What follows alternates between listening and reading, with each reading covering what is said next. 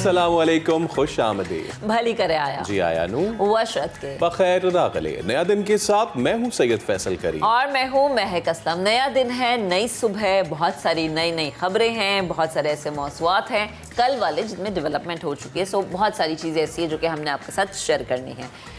और आज जो हम प्रोग्राम का आगाज़ करें उस शख्सियत का नाम लेते हुए जिसका एहसान है कि आज हम जिंदा फ़ज़ाओं में सांस ले रहे हैं। 14 अगस्त 1947 आज़ादी का दिन, और खुशियों के दिन में यानी 14 अगस्त आने में अब सिर्फ कुछ ही रोज़ बाकी रह गए हैं।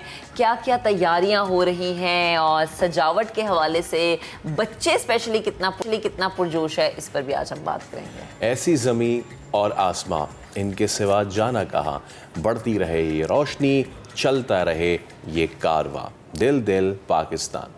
ये और ऐसे बहुत से नगमे जो दिलों को छू जाएं, आज हम आपकी ऐसे शख्स से मुलाकात करवाएंगे जिनके पास मिल्ली नगमों का एक ख़जाना मौजूद है। इसके अलावा ऐसे शख्स से भी आपको मिलवाएंगे जिनकी पाकिस्तान में साइंस और आला तालीम की तरक्की में शानदार खिदमत हैं। नौजवान नस्ल की वतन से मोहब्बत पर भी बात करेंगे। अच्छा जी, मौसम बदल रहा है, बीमारियां भी फैल रही हैं, इसके अलावा मुल्क भर में कोरोना के वार भी जारी हैं, मस्बत केसेस की शरह में भी मुसलसल इजाफा होता जा रहा है। और इसके अलावा हमने हमेशा ये देखा है कि बड़ों की जल्द के इशूज़ पे हम बात करते हैं, लेकिन आज हम बच्चों की जो स्किन के इशूज़ हैं, उनके जो रैश हो जाते हैं और माएँ परेशान हो जाती हैं, सो माओं के लिए आज ये सेगमेंट देखना बहुत ज़रूरी है, इस पर भी बात करेंगे। तो फिर आज के प्रोग्राम का बाकायदा अब आगाज़ करते हैं और सबसे पहले आपकी ऐसी शख्सियत से मुलाकात कराते हैं जो हमारा दरख्शां सितारा है, प्रोफेसर डॉक्टर अताउर रहमान। मुमताज़ शख्सियत जिन्होंने मुल्क में साइंस और आला तालीम की तरक्की में शानदार खिदमात सर अंजाम दी हैं। इसके सिले में उन्हें आला तरीन कौमी और बैनुल-अक़वामी अवार्ड से भी नवाजा गया है। उनकी पेट्रियाटिज़म और मुल्क के लिए बेपनाह तालीमी और तहक़ीक़ी खिदमात की बदौलत उन्हें यके बाद दीगरे मुख्तलिफ़ हुकूमतों की जानिब से 4 सिविल अवार्ड से भी नवाजा गया है, जिनमें आला तरीन जो है अवार्ड्स भी शामिल हैं। इसके अलावा न सिर्फ पाकिस्तान बल्कि दुनिया भर में उनकी खिदमात जो है उनको सराहा गया है। आज हमारी ये खुशकिस्मती कि डॉक्टर साहब हमारे साथ मौजूद हैं। डॉक्टर साहब अस्सलाम वालेकुम, बहुत शुक्रिया। और मैं तो आपको एडवांस में जी यौम आज़ादी की मुबारकबाद भी देना चाहता हूं क्योंकि अब बस कुछ ही दिन रह गए हैं। डॉक्टर साहब, कैसा महसूस करते हैं ऐसे मुल्क के लिए खिदमात सर अंजाम देना कि जो लाखों कुर्बानियों के बाद वजूद में आया और फिर ऐसे मुल्क के लोगों ने और ऐसे मुल्क की हुकूमतों ने, रियासत ने आपको जो है वो खिराज अक़ीदत से जो है वो नवाजा, कैसा फील करते हैं? अस्सलाम वालेकुम, बहुत बहुत शुक्रिया। और मेरी तरफ से भी हमारे सारे मुल्क के अफराद को 14 अगस्त को मुबारक हो, यौम आज़ादी सबको। बहुत कुर्बानियों के बाद ये हासिल किया है हमने, और इस मुल्क को हमें और आपने मिलकर ही इसको लेके आगे बढ़ना है। तो ये भी एक इबादत है, मैं समझता हूँ कि आप अपने मुल्क की, अपने कौम की खिदमत करें, और ख़ास तौर पे तालीम, साइंस, टेक्नोलॉजी और जिद्दत तराजी के मैदानों में हमें अल्लाह ताला ने मौका दे अगर खिदमत करने का, और हम खिदमत कर सकें तो ये भी एक जिहाद की तरह है। और यही मैंने अपनी कोशिश की है ज़िंदगी भर कि मैं इस मुल्क की खिदमत में लगा रहूं, और जब यही कोशिश रहती है, और इंशाअल्लाह अगर हम कोशिश करते रहें, क्योंकि पाकिस्तान की असल दौलत इसकी अफरादी क़ुव्वत है। कोई 67% आबादी जो है हमारी वो 30 साल से कम उम्र की है, और अगर हम तालीम में, साइंस में और टेक्नोलॉजी में मजबूत हो जाते हैं और फिर उसके नतीजे के अंदर सनत और ज़राअत के अंदर हम अपनी एक्सपोर्ट बढ़ा सकते हैं, तो पाकिस्तान बहुत तेज़ी से एक इल्म पर मबनी मईशत कायम कर सकता है इंशाल्लाह। डॉक्टर साहब, जैसे कि हम जब भी बात करते हैं ना यूथ की, तो हमें अब एक शिकवा रहता है कि हमारी नौजवान नस्ल उस ट्रैक पर नहीं है जिस ट्रैक पर होना चाहिए, या जिसका ख्वाब हमारे बड़ों ने देखा, हमारे बुज़ुर्गों ने देखा, वो लोग जिन्होंने पाकिस्तान बनाने में बहुत सारी कुर्बानियाँ दी। आज के वक्त में हमारी नौजवान नस्ल की बेहरा रवी की वजह आपको क्या लगती है, और इन फ्यूचर क्या ऐसा करना चाहिए, क्योंकि एक रियासत की भी जिम्मेदारी बनती है, तो क्या एक ऐसा करना चाहिए कि हम अपनी नौजवान नस्ल को उस ट्रैक पर लेके जाएं कि हमारा मुल्क तरक्की करे और कामयाबी की बुलंदियों को छुए? जी सबसे अहम चीज़ तो ये है कि हम जो हमारी मुख्तलिफ हुकूमतें आती रही हैं, उन्होंने ज़बानी तौर पे तो जमा खर्च किया है तालीम के बारे में और साइंस के बारे में, लेकिन हकीकत में ऑन ग्राउंड अगर आप देखें तो पाकिस्तान बहुत पीछे रह गया है इस मैदान के अंदर। और यही वजह है कि हमारी एक्सपोर्ट जो है वो 25-30 अरब डॉलर के लगभग हैं, जबकि छोटा सा सिंगापुर जिसकी आबादी 55 लाख है सिर्फ, कराची से 1/4, उसकी एक्सपोर्ट्स तकरीबन 300-350 अरब डॉलर है, यानी पाकिस्तान की एक्सपोर्ट से 10-15 गुना ज़्यादा, जबकि कोई कुदरती वसाइल नहीं है। तो हमें ज़मानी जमा खर्च से हट कर सीरियसली इस मुल्क में अगर हमें आगे बढ़ना है तो हमें एक इल्म पर मबनी मईशत कायम करनी होगी। तो सबसे पहले तो सिमत दुरुस्त होनी चाहिए, हमारे नेशनल पॉलिसीज़ जो हैं उनकी इस वक्त सिमत दुरुस्त नहीं है। एग्रीकल्चरल इकोनॉमी में आप फंसे हुए हैं, उससे आप बाहर नहीं आ पा रहे, जबकि इस वक्त सारा खेल जो है वो engineering goods, pharmaceuticals, biotechnology products, मसनूई जहानत, आर्टिफिशियल इंटेलिजेंस, IT वगैरह, इन सब चीज़ों में हम बहुत पीछे रह गए हैं। और जिन ममालिक लिया है वो इसमें इन्वेस्ट कर रहे हैं, वही तेज़ी से आगे बढ़ रहे हैं।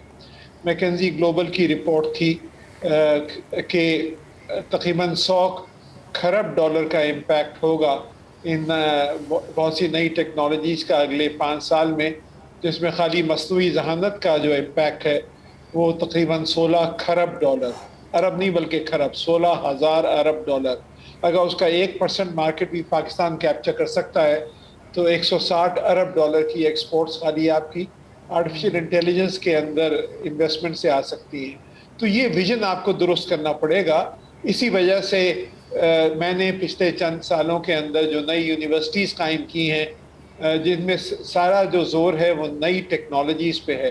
पाकिस्तान ऑस्ट्रियन यूनिवर्सिटी में 8 गैर मुल्की यूनिवर्सिटीज़, 3 ऑस्ट्रिया से और 5 चाइनीज़ साथ मिलके काम कर रही हैं। ये हरीपुर हज़ारा में कायम हो चुकी है, सियालकोट में एक नई यूनिवर्सिटी बन रही है, इस्लामाबाद में बनने जा रही है और दूसरे शहरों में भी इंशाल्लाह बनेगी। तो हमें एक बुनियादी तौर पे एक तब्दीली करनी पड़ेगी अपने डायरेक्शंस की, जिसमें हम सिर्फ हायर एजुकेशन ही नहीं बल्कि प्राइमरी, सेकेंडरी, टेक्निकल और हायर एजुकेशन, फिर साइंस और टेक्नोलॉजी के जो अहम सतून हैं उनको मजबूत करना, और फिर जो उनके लिंकेजेस हैं ज़राअत के साथ और सनत के साथ उनको मजबूत करना, ताकि एक्सपोर्ट्स पर और गुर्बत दूर करने पर हम अहम पेशरफ्त कर सकें। इसकी तरफ हम आगे बढ़ना पड़ेगा। तो और इसके साथ साथ जो घर में जो माहौल है उसमें वालिदैन की बहुत एक अहम किरदार है कि बच्चों को वो राग़िब करें इन नई टेक्नोलॉजीज़ की तरफ जो इस वक्त सामने आ रही हैं, ताकि बच्चे जब सोचें कि हम ज़िंदगी में क्या बनना चाहते हैं तो वो 2-3 डिसिप्लिन्स के अलावा, जिसमें मेडिकल डॉक्टर या बिजनेस एडमिनिस्ट्रेशन या 1-2 और डिसिप्लिन के अलावा जो नई और उभरती हुई टेक्नोलॉजीज़ हैं उनकी तरफ उनको राग़िब करें, ताकि बच्चे जो हैं, क्योंकि इनमें एक बहुत बड़ी अपॉर्चुनिटी है पाकिस्तान के लिए कि हम कैचअप करके आगे बढ़ सकें। सही। अच्छा डॉक्टर साहब, हमारी जो यूथ है, जैसे आपने कहा कि बहुत बड़ी कॉरिडोर है इसकी, और हम देखते हैं कि आए दिन ऐसी इक्का दुक्का हमें मिसालें मिलती रहती हैं कि जो हमें प्राउड महसूस कराते हैं। कहीं हार्वर्ड की मिसाल मिलती है, कहीं कैम्ब्रिज की मिसाल मिलती है, from medical field to the technological field now.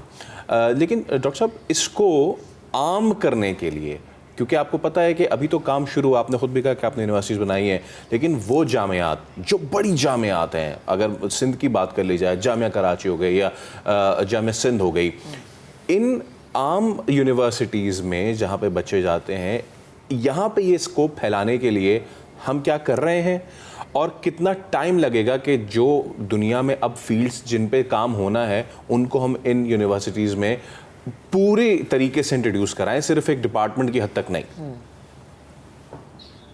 Ji, in universities के अंदर सबसे पहले तो हमें इनकी ग्रांट्स मुनासिब करनी पड़ेंगी। पिछले 5-6 साल से आप देखें कि पूरे पाकिस्तान का जो आला तालीम का बजट है वो 65-66 अरब रुपए के अंदर महदूद है, और जबकि जो महंगाई है वो दुगनी से तिगनी हो गई है। जो पाकिस्तान का जो रुपया है, डॉलर रेट, उसमें जो फ़र्क है वो आपके सामने है। तो रियल टर्म्स के इस वक्त बजट्स जो हैं आपके जामियात के, वो 1/3 रह गए हैं। तो आपको इन यूनिवर्सिटीज़ को मजबूत करना पड़ेगा फाइनेंशियली, फिर फैकल्टी वाइज मजबूत करना पड़ेगा। इस वक्त जो रेशियो है तकरीबन हर 100-125 स्टूडेंट्स पर एक PhD लेवल फैकल्टी है, जबकि जो अच्छी यूनिवर्सिटीज़ हैं बैनुल अक़वामी, वहाँ पे रेशियो हर 5 या 6 स्टूडेंट्स के ऊपर एक PhD लेवल फैकल्टी होता है। मिसाल के तौर पे अगर आप नेशनल यूनिवर्सिटी सिंगापुर ले लें, क्योंकि जो दुनिया के टॉप 20-25 यूनिवर्सिटीज़ में शुमार होता है, वहाँ हर 3 स्टूडेंट्स के ऊपर एक PhD लेवल फैकल्टी मेंबर है। आपके यहाँ 100-125 स्टूडेंट्स पर है। तो ये आपको फैकल्टी को मजबूत करना पड़ेगा और फिर रिसर्च का माहौल बेहतर करना पड़ेगा। और इन यूनिवर्सिटीज़ में भी सेंटर्स ऑफ एक्सलेंस हमने कायम किए हैं। मिसाल के तौर पे कराची यूनिवर्सिटी का आपने जिक्र किया, तो आर्टिफिशियल इंटेलिजेंस का सेंटर यहाँ पे कायम हुआ है, नैनो टेक्नोलॉजी का सेंटर कायम हुआ है, वायरोलॉजी का सेंटर कायम हुआ है, जीनोमिक्स का कायम हुआ है, इसी तरह नस्ट में, इसी तरह कॉमसैट्स में, इसी तरह UET में। तो एग्जिस्टिंग मौजूदा यूनिवर्सिटीज़ में भी ये सेंटर्स ऑफ एक्सलेंस कायम किए जा रहे हैं और हो रहे हैं, ताकि हम मौजूदा यूनिवर्सिटीज़ को भी मजबूत कर पाएँ। सही, ठीक है डॉक्टर साहब, बेहद शुक्रिया आप हमारे साथ मौजूद थे, गुफ्तगू, और हमारे लिए बड़े एजाज़ की बात है कि आप हमारे गेस्ट थे आज के। अब ज़रा आगे बढ़ते, चूँकि 14 अगस्त का महीना है और हम बात कर रहे हैं वतन से मोहब्बत की, हम बात कर रहे हैं कि आप किस तरह से अपनी मोहब्बत का इजहार करें। तो एक ऐसी शख्सियत से आपको मिलवाते हैं जिन्होंने बहुत सारे मिली नगमों को इकट्ठा करके अपनी मोहब्बत का इजहार किया है, और ये अब से नहीं, फैसल न जाने कब से इकट्ठा कर रहे हैं जी। और मैं आपको बताऊं कि रेडियो पाकिस्तान से भी ज़्यादा इनके पास जो है वो आर्काइव्स और रिकॉर्ड्स शामिल है। तो आपकी मुलाकात कराते हैं कराची के अबसार अहमद से। अबसार, अस्सलाम वालेकुम, कैसे हैं आप? खैरियत से हैं? ठीक ठाक हैं? सबसे पहले तो आपको भी हम एडवांस में 14 अगस्त मुबारक कहते हैं। और कैसा महसूस करते हैं जब जब ये अहम दिन आता है? हमें तो बड़ा अच्छा लगता है, लेकिन आप कि जब जिन्होंने इतना अपने पूरी लाइफ डेडिकेट किए इन सारी चीज़ों के लिए, कैसा महसूस करते हैं जब जब 14 अगस्त आता है? तो वालेकुम अस्सलाम फैसल भाई, और बात यही है कि सबसे पहले मेरी जानिब से आपको भी यौम तख्लीक़ पाकिस्तान बहुत बहुत मुबारक हो, और अहले पाकिस्तान को भी पाकिस्तान की डायमंड जुबली बहुत बहुत मुबारक हो। चूँकि ये यौम तख्लीक़ है, बेशक हमारी आज़ादी का दिन है और आज़ाद हुए, मगर इंडिया लिबरेट हुआ है, पाकिस्तान क्रिएट हुआ है, क्योंकि इससे कबल दुनिया के नक्शे पर ये मुल्क मौजूद नहीं था। तो बात आपने ये पूछी कि कैसा महसूस होता है, तो जनाब यौम तख्लीक़ पाकिस्तान आए या यौम दिफा आए, कोई भी ऐसा दिन आए, तो मिली नग़मों की वजह से एक रूहानी कशिश हमेशा से ही महसूस रही, हमेशा से ही महसूस होती रही। और ख़ास तौर पर जब मैं 8 साल का था, जैसा कि आपके भी इल्म में है कि 8 साल की उम्र से मैं पाकिस्तानी कौमी नग़मात यकजा कर रहा हूँ। वैसे तो बचपन से शौक़ था कि जब कोई रेडियो या टेलीविज़न पर नग़मा आता था तो मैं उसे सुनकर जहन में महफूज कर लिया करता था, मगर 8 साल की उम्र से इसे कैसेटों में और फिर दीगर फॉर्मेट्स वगैरह में जमा करना शुरू किया। तो बात यह है कि कैसा लगता है, आप देखें मिली नग़मे दर हकीकत आपके एहसास के, मिली एहसास के तर्जुमान होते हैं। और ये वो तर्जुमानी होती है जो आपके तहतो शऊर से उठती है, वो आवाज़ें जो तहतो शऊर में कहीं दबी होती हैं। वतन से मोहब्बत हमारे तहतो शऊर और लाशऊर में मौजूद है, चाहे वो वतन का कोई भी गोशा हो, हमारे परचम की रंगत हो, हमारे सरहद पे मौजूद जवान हैं, उनके लिए जज्बात हो, ये खुद ब खुद शायरों के कलम से जब निकलते हैं तो ये आवाज़ों में जब ढलते हैं तो एक खूबसूरत आवाज़ और फिर हर तान पाकिस्तान बन जाती है। तो ये एक, और फिर जब वो एक ऐसे फ़र्द में, यकीनन आप भी सुनते हैं तो आपके जज्बात कुछ और होते हैं, चाहे कोई भी अहले पाकिस्तान सुने तो उसके जज्बात कुछ और होते हैं। और मिली नग़मात बनाने का मकसद भी यही है और यही वजह है कि जब 14 अगस्त 1943 को पाकिस्तान कायम हुआ तो शब 12:16 पर रेडियो पाकिस्तान लाहौर से जो नगमा गूंजा था मुनव्वर सुल्ताना की आवाज़ में, जिसे मौलाना जफर अली खान रहमतुल्लाह अलैह, जो कि मकबूल सहाफ़ी थे, बड़े मशहूर सहाफ़ी थे, तहरीक पाकिस्तान के रहनुमा थे, उन्होंने लिखा था कि तौहीद के तराने की ताने उड़ाए जा, मतलब तमाम रात यही नगमा गाए जा, जो कि उस मुनासबत से भी था। और फिर उसके बाद जो नगमा नशर हुआ, इसे शौकत थानवी ने, उर्दू के मुमताज़ अदीब हैं, उन्होंने लिखा था कि चांद रोशन चमकता सितारा रहे, सबसे ये झंडा हमारा रहे, मुनव्वर सुल्ताना, दिलशाद बेगम और साथियों ने गाया था। तो लोग बताते हैं कि जब ये नशर हो रहा था रेडियो की सौती लहरों से, तो हर शख्स जो ये सुनता उसकी आंखें अकीदत से अश्कबार हो जाती, क्योंकि अब उसे इसी परचम के साए में एक आज़ाद शहरी की हैसियत से जिंदगी बसर करनी थी। और फिर जैसे जैसे हमारे कौमी नगमात का जो तसलसल है आगे बढ़ा, जंग सितंबर, खैर हम कहते हैं यकीनी तौर पर कि गीत जो है हथियार बन गए, वो भी हमने देखा।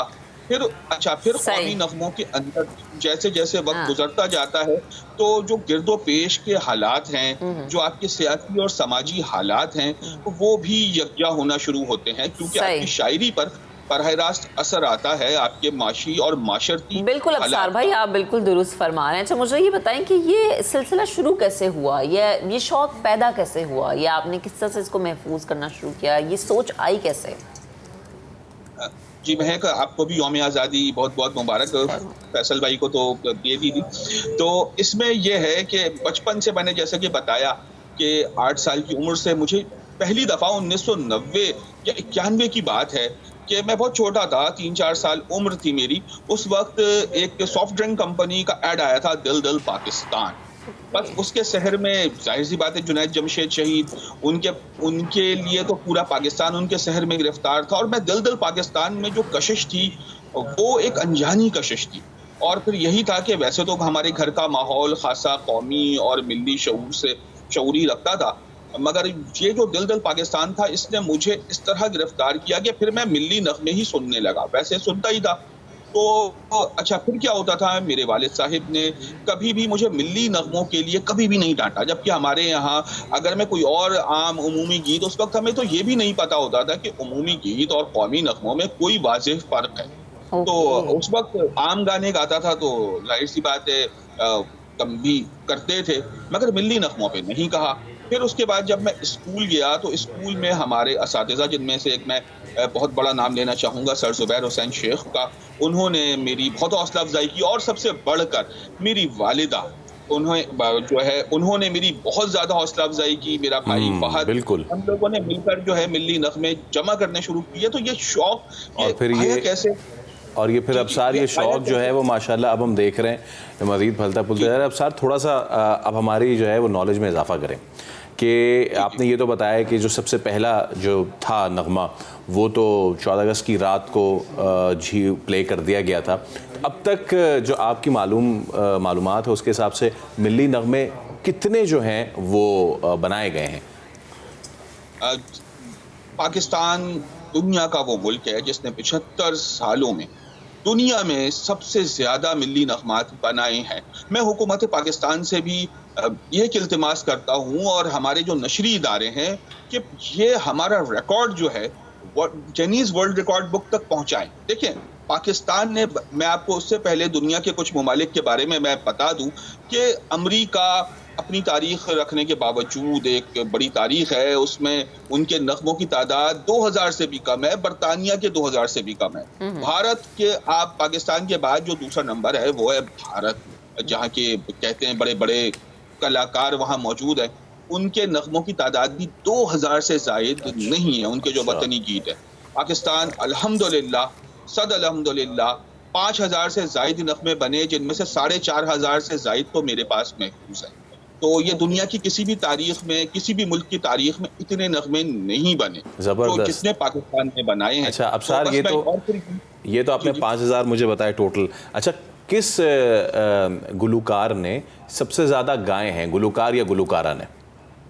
जी, पाकिस्तान में अगर कौमी नग़मात की तारीख देखी जाए तो सबसे पहले अल्हम्दुलिल्लाह इस जानिब मैंने सिर्फ नग़मों को यकजा नहीं किया बल्कि इस पर तहक़ीक़ी काम का भी आगाज़ किया और पहली दफ़ा मैंने मज़ामीन लिखने शुरू किए जो मुल्क के मोतबर और अखबारात और जराइद में शाया होते रहे। तो उसमें मैंने बड़ी तहक़ीक़ के बाद ये चीज़ दरियाफ़्त की कि सबसे ज़्यादा हमारे कौमी नग़मे जिनकी तादाद 126 है वो हमारे रेडियो पाकिस्तान कराची के फ़नकार ताज मुल्तानी साहिब ने गाए हैं। ताज मुल्तानी साहिब वो जिनकी आवाज़ में अपनी क़ुव्वत अपनी जान जाग रहा है पाकिस्तान जब खेड़ नहीं होंगी जनानियाँ दी अभी आप लोग जो है वो सुन चुके हैं, हर किसी ने सुने। तो 126 तराने ताज मुल्तानी साहिब की आवाज़ में, उसके बाद हमारे गुलाम अब्बास हैं, अनवर रफ़ी हैं, फिर तो ये सिलसिला आगे चल जाता है। मगर पहली दफ़ा सेंचुरी भी कौमी नग़मात की मुकम्मल करने वाले ताज मुल्तानी साहिब हैं। और ये मैंने जब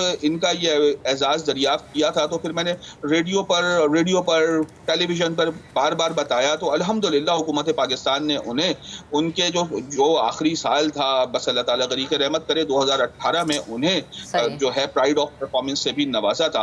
तो ये हमारे मुल्क की रोशन तारीख है कि हमारे मुल्क के जो फनकार हैं जिन्होंने भी गाया, दिल से गाया और कभी भी इसको कमर्शियल के लिए इस्तेमाल नहीं किया। ये हमारे यानी जो गाया दिल से गाया और फिर वो ऐसा गाया कि इच्छा आ गया। अब सार भाई वक्त की किल्लत है लेकिन आप माशाल्लाह इतनी खूबसूरत बातें कर, आप हमारे साथ मौजूद थे, गुफ्तगू कर रहे थे। तो जनाब अभी लेनी है हमने एक ब्रेक और ब्रेक से वापस आएंगे तो मज़ीद भी बातें करेंगे, साथ रहिएगा।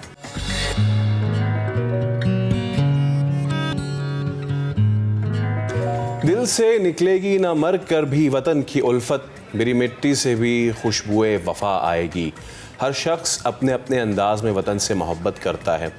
हुब्बुल वतनी एक ऐसा जज्बा है जिसके तहत हम अपने मुल्क को दूसरे ममालिक पर तरजीह देते हैं। हुब्बुल वतनी कौमी इत्तेहाद और सालमियत के लिए इंतहाई ज़रूरी है। ये वतन की ही मोहब्बत है जो हमें इस बात के लिए उभारती है कि मुल्क की खुशहाली और तरक्की के लिए काम करें।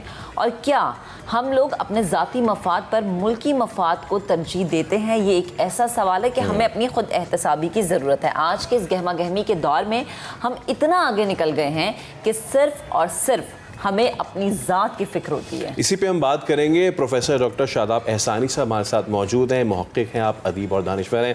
प्रोफेसर साहब बहुत शुक्रिया, आप नया दिन से गुफ्तगू कर रहे हैं और क्योंकि 14 अगस्त आप करीब है, हर साल इस दिन को बड़े जोश जज्बे के साथ मनाया जाता है।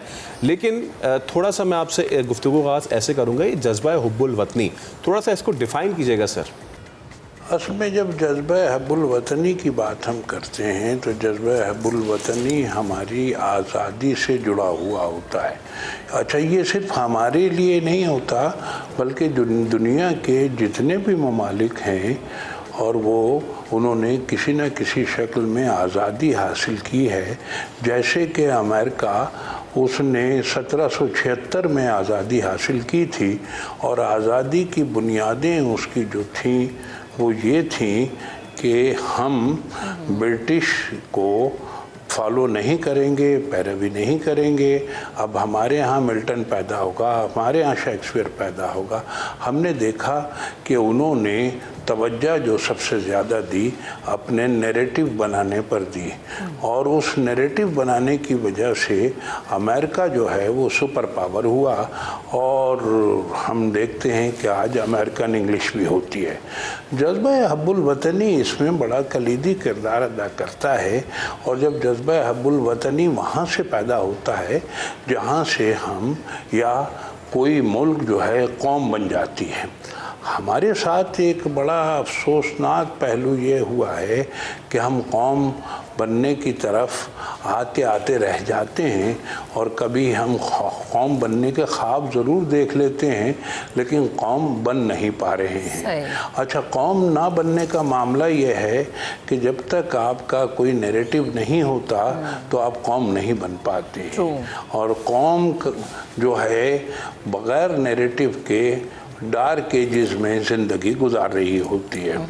ये जो जिन लोगों का नैरेटिव नहीं होता, एक तो हो गया आपका जज्बा। जज्बे में ये होता है कि हम चारों तरफ एज ए स्केलर क्वांटिटी जो है कि बगैर समत के भी हम जज्बे से हमकिनार हो सकते हैं, लेकिन ये जज्बा जो है जब डायरेक्शन के साथ होता है तो यकीनन कामयाबियों कामरानी की नवेद लाता है। इस एतबार से अगर हम देखें तो पाकिस्तान के पास ताहाल अपना नैरेटिव नहीं है और पाकिस्तान को बड़ी तवज्जो करनी चाहिए इस हवाले से कि अपने बयानिए के तरफ वो जुस्तजू करे, और अगर ये नहीं करता है तो चाहे हम कितने भी हाथ पांव मार लें, ना तो हमारी इकोनॉमी बेहतर हो सकेगी, ना तालीम बेहतर हो सकेगी, कुछ भी तो बेहतर नहीं हो सकेगा। बिल्कुल डॉक्टर साहब, आप सही जानिब निशानदेही कर रहे हैं, लेकिन सवाल फिर यहाँ पर ये पैदा होता है कि हम अपना नैरेटिव क्यों नहीं अभी तक बना पाए। हमारा पाकिस्तान का नज़रिया क्या है, पाकिस्तानियों का नज़रिया क्या होना चाहिए, कुछ पता नहीं चलता। क्यों? क्योंकि हम जैसे जैसे वक्त गुजरता जा रहा है हम मुत्तहिद होने के बजाय तकसीम होते जा रहे हैं। जुबान की बुनियाद पे हम तकसीम हो चुके हैं, मसलक की बुनियाद पे हम तकसीम हो गए हैं। पहले तो मैं एक बात आपको ये बताता चलूँ जो बहुत ज़रूरी है। वो ज़रूरी बात यह है कि किसी भी खित्ते या मुल्क में कई सकाफ़तें होती हैं, मुख्तलिफ़ सकाफ़तें होती हैं, हर सकाफ़त बोली या ज़बान रखती है। ये जब सकाफ़तें आपस में करीब आना चाहती हैं तो यहाँ से मरकज़ी ज़बान का जन्म हो जाता है। जिस कौम के पास, जिस खित्ते के पास मरकज़ी ज़बान आ जाए तो समझ लें कि उस खित्ते के कौम बनने के इम्कानात पैदा हो जाते हैं। और हम बहुत खुशनसीब हैं कि हमारे पास एक ऐसी ज़बान हाथ आई, और उसकी मिसाल मैं देता हुआ चलूँ, अंग्रेज़ी जो है वो क्या सिर्फ़ अंग्रेज़ी बोली जाती है इंग्लैंड में? नहीं, कई ज़बानें बोली जाती हैं ये, लेकिन ये मरकज़ी ज़बान है। फ़्रांसीसी मरकज़ी ज़बान है, यूनानी मरकज़ी ज़बान है।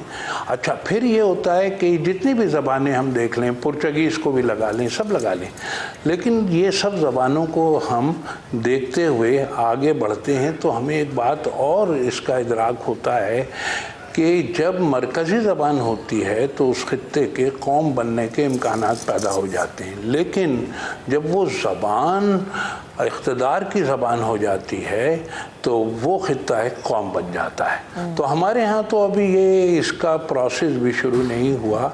दूसरे ये कि जब हमने पाकिस्तान हासिल किया तो उस वक्त हमने बरतानवी नैरेटिव को, बरतानवी बयानिए को ताहाल रद्द नहीं किया और अभी तक वो रद्द नहीं हुआ हमसे, और हम इंडियन पैनल कोड जो है वो अपने आइन में इस्तेमाल कर रहे हैं, यानी 1860 का आइन।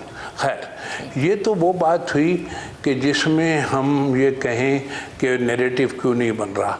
तो हम नैरेटिव बनने के लिए हमें फिर पलटना पड़ेगा और उसी तरफ आना पड़ेगा कि जब मुल्क आज़ाद हुआ तो वतनी बयानिए पर आ गया था मामला, मिल्ली बयानिया पर नहीं रहा था। वतनी बयानिए पर कैसे आ गया था कि अक़वाम मुत्तहिदा ने 193 ममालिक की जो है बुनियाद रख दी थी, तश्कील की बुनियाद रख दी थी। लिहाजा हम चीनो अरब हमारा, हिंदुस्तान हमारा कहते हुए ज़रूर पाकिस्तान की तरफ आए, लेकिन हमको पाकिस्तानी बयानिए की तरफ आना चाहिए, यानी जिसे हम कहें वतनी बयानिया। और अब ये जो ज़माना सल्तनत उस्मानिया के ज़वाल के बाद वतनी बयानिए का सिलसिला शुरू हुआ है। सही है जनाब। अच्छा, और ये कशमकश जारी है हमारे यहाँ वतनी बयानिए की और आपका मिल्ली बयानिए की, ताहाल जारी है ये। सही। डॉक्टर साहब, एक और चीज़ मुझे समझाइएगा। अगर मैं अपनी नौजवान नस्ल की बात करूं तो हमारी तो नौजवान नस्ल जो है वो टिकटॉक से बाहर ही नहीं निकलती। सोशल मीडिया पर जितनी वो हमें एक्टिव नज़र आती है अपनी पर्सनल लाइफ में, स्पेशली अपने मुल्क की तरक्की को लेकर, वो उतनी एक्टिव नहीं है जितनी होनी चाहिए। जब आपके मुल्क का नौजवान तबका इस हाल में होगा तो फिर हमारा फ्यूचर कहाँ खड़ा है? भाई फ्यूचर का मामला यह है कि आप कैंट की बस में बैठे हुए हैं और कह रहे हैं हम नीपा जा रहे हैं, यानी ये तो कोई बात ही नहीं हुई ना। असल में कौमें जो हैं बनती हैं डायरेक्शन से, यानी हमको वेक्टर बने बगैर, जो वेक्टर उस एंटिटी को कहते हैं जिसके पास समत होती है। अब हमको समत की तरफ तवज्जो देनी चाहिए, और जिसके पास ये नैरेटिव नहीं होता, यानी नैरेटिव का मतलब क्या हुआ कि वो इजहार जो हमारे उस खित्ते के तशख़्ख़ुस से जुड़ा हुआ हो, उस तशख़्ख़ुस की नुमाइंदगी कर रहा हो, वो उसे हम बयानिया कहेंगे या नैरेटिव कहेंगे। अच्छा, जिस बयानिए का ये शोर मचा हुआ है वो दरअसल मौक़िफ़ की बात हो रही है, मुल्की नैरेटिव की बात नहीं हो रही है। सबसे पहले मैंने 10 अक्टूबर 2018 में ये प्रेस कॉन्फ्रेंस की थी और नैरेटिव के हवाले से, और ताहाल में इसी सिलसिले को आगे बढ़ाने में लगा हुआ हूँ। और मैं अरबाब इख्तियार से ये चाहता हूँ कि वो इस तरफ तवज्जो दें, और अगर यानी इस बात में कोई दम है, यानी ये देखें कि पूरा यूरोप जो है 600 बरस फंसा रहा और 1000 बरस में निकला है सिर्फ नैरेटिव की वजह से। जब उसके बाद नैरेटिव नहीं था तो आपने देखा कि गैलीलियो को तहे तेख कर दिया था इन लोगों ने। यानी हम देखते हैं बड़े बड़े लोगों को कोई उन्होंने नहीं गर्दाना। तो अब ऐसी सूरत में अगर आप नैरेटिव की तरफ आ जाएंगे, इकोनॉमी बेहतर होगी। पहला तो काम ये होगा नैरेटिव के आने के बाद आपकी एजुकेशन बेहतर होगी, और एजुकेशन जब तक बेहतर नहीं होगी कुछ भी बेहतर नहीं होगा। एजुकेशन जो है बैकबोन होती है, रीढ़ की हड्डी है। जिस यूथ की आप बात कर रहे हैं, तो उस यूथ को अगर आपने अपनी एजुकेशन नैरेटिव से जुड़ी हुई एजुकेशन उसके पास आ गई, तो इससे ही पाकिस्तान मजबूत भी होगा और पाकिस्तान का मुस्तकबिल रोशन भी होगा। अच्छा डॉक्टर साहब, ये मैं चाहूँगा कि देखिए हमने यूथ की तो बात की, लेकिन अब ज़रा उस सियासी अशराफिया की हम बात कर लेते हैं कि जो अपने अपने दौरे हुकूमत में या अपने अपने दौरे सियासत में, दौरे इक़्तिदार में आती है, वो अपना एक बयानिया लेकर आती है, वो अपना एक नैरेटिव लेकर आती है। कितना ज़्यादा ज़रूरी है डॉक्टर साहब कि उनका ये जो बयानिया है हमारे जो नेशनल नैरेटिव है उससे कंसाइड न करे। कई मरतबा इस तरह के लोग कहते हैं कि हम हैं तो मुल्क है, वो अपना ये बयानिया बनाते हैं। उनको ये समझाने की ज़रूरत है कि आप इस मुल्क से हैं, आपसे ये मुल्क नहीं है। अर्ज करूं जी, असल में जब हम बात करते हैं नैरेटिव की और इसकी, तो देखिए हुक्मरानी के हवाले से वही रोल मॉडल है जो पूरी दुनिया में है। यानी रियासत होती है, हुकूमत होती है, अदलिया होती है, और ज़राए इब्लाग या मीडिया होता है, ठीक है। और इसी से दुनिया भर में हुक्मरानी का अमल जारी है। तो अब हम पहले तरफ जब जाएं तो रियासत जो है एक मुस्तकिल नैरेटिव अगर नहीं है किसी खित्ते का, तो रियासत के का जो काम है उसमें वो माने और वो जो नताइज हैं वैसे नहीं आ पाएंगे। फिर ये हुआ कि उसको ही फॉलो, मुस्तकिल नैरेटिव को फॉलो करना पड़ता है हुक्मरानों को, फिर यही अदलिया को फॉलो करना पड़ता है। अच्छा, ये जो चौथा प्रियम्बल है टू सर्वेलेंस हमारे मीडिया का, तो ये सर्वेलेंस भी उसी मुस्तकिल नैरेटिव के ज़ेर असर किया जाता है। और आपने देखा कि ये जितने तरक्की याफ्ता ममालिक हैं सबके पास अपना नैरेटिव है, तो वहाँ पर आप या अमेरिका की एजेंसीज़ को बुरा कह सकता है कोई? वहाँ अमेरिकन मीडिया नहीं कह सकता। क्या फ्रांसीसी मीडिया कह सकता है? नहीं कह सकता। मौसाद कह सकता नहीं। MI6 वाले लोग कह सकते नहीं कह सकते। का ये KGB नहीं कह सकते। तो इसका मतलब ये हुआ कि वहाँ जब हम ये कहते हैं कि आज़ादी है, लेकिन आज़ादी किस हवाले से है, वो उनके पास जो एक तशख़्ख़ुस है और उसका एक मुस्तकिल एक नैरेटिव है। उस नैरेटिव के दायरे में जितने चारों सतून जो हैं मतलब रियासत के, सबको रहना पड़ता है। और इसी में तरक्की भी है, इसी में आने वाले कल में जो नस्लें हैं उनके का टैलेंट जो है वो मैच्योर भी उसी सूरत में होता है, अदरवाइज नहीं होता। हमने दानिश को दफना दिया है, और क्यों दफना दिया है कि अगर हमारे पास अपना नैरेटिव आ जाए तो दानिश की वापसी शुरू हो जाएगी, इंटेलेक्ट की वापसी शुरू हो जाएगी। ठीक है प्रोफेसर साहब, बेहद शुक्रिया हमारे साथ मौजूद थे, गुफ्तगू कर रहे थे। जैसे कि प्रोफेसर साहब भी कह रहे थे, फैसल बड़ा ज़रूरी होता है आपका एक बयानिया हो, आपका एक नज़रिया हो, आपका एक मकसद हो।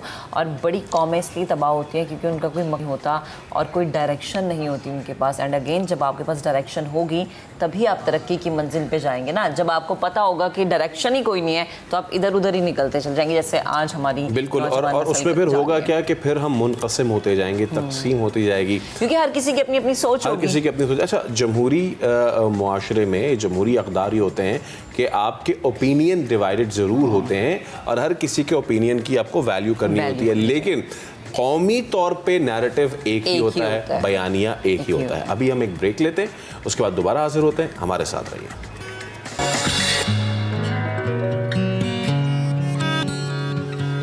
वेलकम बैक जी। अब पाकिस्तान का जो आर्ट है लोकल, वो पूरी दुनिया में मशहूर है। ट्रक आर्ट तो ऑब्वियसली दुनिया में मशहूर है ही, लेकिन वॉल पेंटिंग का फ़न जो है वो भी बैरून मुल्क अब फ़रोग़ पा रहा है। कराची के आर्ट कलेक्टर ने न सिर्फ गैलरी तश्कील दी है बल्कि शहर की खूबसूरती बढ़ाने के लिए वॉल पेंटिंग का तरीका भी अपनाया है। इस प्लेटफॉर्म ने 250 से ज़ायद यंग पेंटर्स को अपनी सलाहियतें दिखाने का मौका भी फराहम किया है। हाल ही में बरतानिया में पाकिस्तानी फ़नपारों की नुमाइश भी की गई, जिस पर बरतानी पार्लियामेंट ने इन्हें एजाज़ से भी नवाजा, शील्ड से भी नवाजा। इसी वाले से बात करने के लिए हमारे साथ मौजूद है आर्ट गैलरी के बानी नासिर जावेद साहब। नासिर साहब, अस्सलाम वालेकुम। बहुत शुक्रिया नया दिन से गुफ्तगू करने के लिए। अच्छा, एक तो मैं चाहूँगा कि ये बुक जो है ये भी पूरी कंपाइल की, बल्कि मैं उसको उठा के दिखा देता हूँ जनाब अली, ये देखें, इन्होंने बुक भी कंपाइल की, बड़ी ज़बरदस्त थी। और अब इसके अंदर जितने फ़नपारे हैं ना, ये भी हम आपको दिखाते रहेंगे गुफ्तगू के दौरान। तो नासिर साहब, कब से आपको ये शौक़ है, अब तक क्या कुछ हो चुका है, पाकिस्तान में कितना टैलेंट मौजूद है, सब बताइए। सर देखिए, मैं तो 2003 से थोड़ी सी सही समझ आई आर्ट के ऊपर। उससे पहले तो फैमिली तो कलेक्ट कर ही रही थी। ओके। तो मुझे भी फिर जैसे मैं थोड़ा थोड़ा नॉलेज बढ़ती जाती है तो पता चलता है। तो 2003 से बेसिकली मैं आर्ट कलेक्ट कर रहा हूँ। अच्छा। डिफरेंट आर्टिस्ट का आहिस्ता आहिस्ता। तो फिर मैंने एज ए कलेक्टर में मतलब कलेक्शन में तो जब मैं दुनिया घूमी मैंने, तो हमारा आर्ट प्रमोट नहीं हो रहा वर्ल्ड वाइज। उसके मुकाबले में इंडिया का या और कुछ लोग ज़्यादा इंडिया का ही, तो वो उसका बहुत इंटरनेशनली आर्ट को वो सपोर्ट कर रहे हैं प्रमोट करने के लिए अपना आर्ट। तो जब मैंने देखा कि हमारा आर्ट तो प्रमोट हो ही नहीं रहा वर्ल्ड वाइज, तो वहाँ से मेरे जहन में बात आई कि मैं कलेक्ट तो कर ही रहा हूँ, तो वाई नॉट हम इसको अपने आर्ट को प्रमोट करें। तो फ़िलहाल तो मैंने पहले अपने पाकिस्तान में आर्ट को प्रमोट किया, ठीक है, जिसके अंदर पूरी गवर्नमेंट सिंध सब मेरे साथ मिलके मदद कर रहे हैं। फिर वहाँ से मेरे जहन में एक आइडिया आया इंटरनेशनली। मैंने देखा कि वॉल लोग पेंट करते, अपनी दीवारें खूबसूरत करते हैं। तो उसके अंदर हमारे से पुलिस मिली, पुलिस की हमने जो हेड ऑफिस है उसको पेंट किया। पुलिस स्टेशन हमने इनकी बहुत ही इनको काम कर करके बुरे हाल होते हैं, तो मैंने कहा कि बाहर से इनको खूबसूरती मिली तो थोड़ा सा इनको रिलैक्सेशन मिले, खूबसूरती की तरफ जाएं। एम्बियंस तो बड़ा ज़रूरी होता है जी। तो जब माइंड आपका ग्रीनरी और उस पर जाता है तो आप एक अच्छा लगता है, तो लोगों के दिमाग में काम करने में इजी है। तो फिर मैं डिफरेंट जगहों पे मैंने वॉल पेंट करना शुरू किया। तो उससे जो यंग आर्टिस्ट है जो काम अभी पढ़ रहे हैं, तो उनके पास पैसे का भी इशू होता है कि वो कलर कैसे ख़रीदेंगे, बिल्कुल, हाथ कैसे चलाएंगे। तो वो लोग पे मेरे साथ आर्टिस्ट जो बच्चे हैं वो मेरे साथ काम करते हैं। उनको एक तो काम करने के पैसे भी मैं देता हूँ, प्लस उनकी मदद भी होती है, प्लस हमारी गलियाँ भी खूबसूरत हो रही हैं और प्लस फेयरनेस भी जा रही है। बिल्कुल। तो ये जो टैलेंट, अगर टैलेंट की आप बात करें तो हमारे जो सादकिन थे, उस्ताद अल्लाह बख्श थे, तो उससे पहले भी बहुत आर्टिस्ट थे। जी। लेकिन हम लोगों की जो कमज़ोरी है, इनको जितना उठना चाहिए था दुनिया में, जो हमारे बड़े आर्टिस्ट हैं ये, वो उतना इनको उनकी पजीराई नहीं हुई। जैसे देखें ना, अगर बाहर के जो आर्टिस्ट जितने भी देखें, उनकी पेंटिंग बिलियंस डॉलर में है, और हमारी पेंटिंग अभी बिलियन डॉलर्स में कोई नहीं बिकी अभी तक पाकिस्तान की, मेरी नॉलेज में नहीं है कि बिलियंस डॉलर की बिकी हो। तो वो उनकी पेंटिंग इसलिए महंगी बिकी कि उनको एक ढंग है काम करने का, कि अपने आर्ट को किस तरह प्रमोट करना है। अभी मैंने रॉयल आर्ट देखा, इनका कलेक्शन, जब मुझे अभी लंदन में जब बुलाया जी, तो मुझे अपना आर्ट इन लोगों ने दिखलाया क्वींस की तरफ से। तो वो अपने आर्ट को किस तरह सेव करते हैं, उसकी किस तरह प्रमोशन करते हैं। तो ये इसकी एक कड़ी आप भी हमारे साथ अब मिले हैं कि आप भी इसको थोड़ा सा अपने सपोर्ट कर रहे हैं। तो यही एक चीज़ थी जो मेरी कोशिश है कि आर्ट को, मैंने अपना आर्ट किसी ना किसी तरीके लंदन की असेंबली में पहुंचा दिया। अच्छा, मतलब ये मेरी अल्लाह की मेहरबानी हुई है उस पे। अच्छा, इस पे आपने जवाब भी देना है। मैं तब तक ये भी देखता रहूँगा कि आपने ना सिर्फ आर्ट पहुंचाया, बल्कि उस आर्ट को पहुंचाने के बाद आपको अवार्ड्स भी नवाजा। सर देखिए, ये तो अल्लाह मियां की, ये तो देखें ना अल्लाह मियां की मेहरबानी है, ब्लेसिंग है ना। तो आपको कहीं ना कहीं से तो रिकॉग्नाइज होना ही है ना।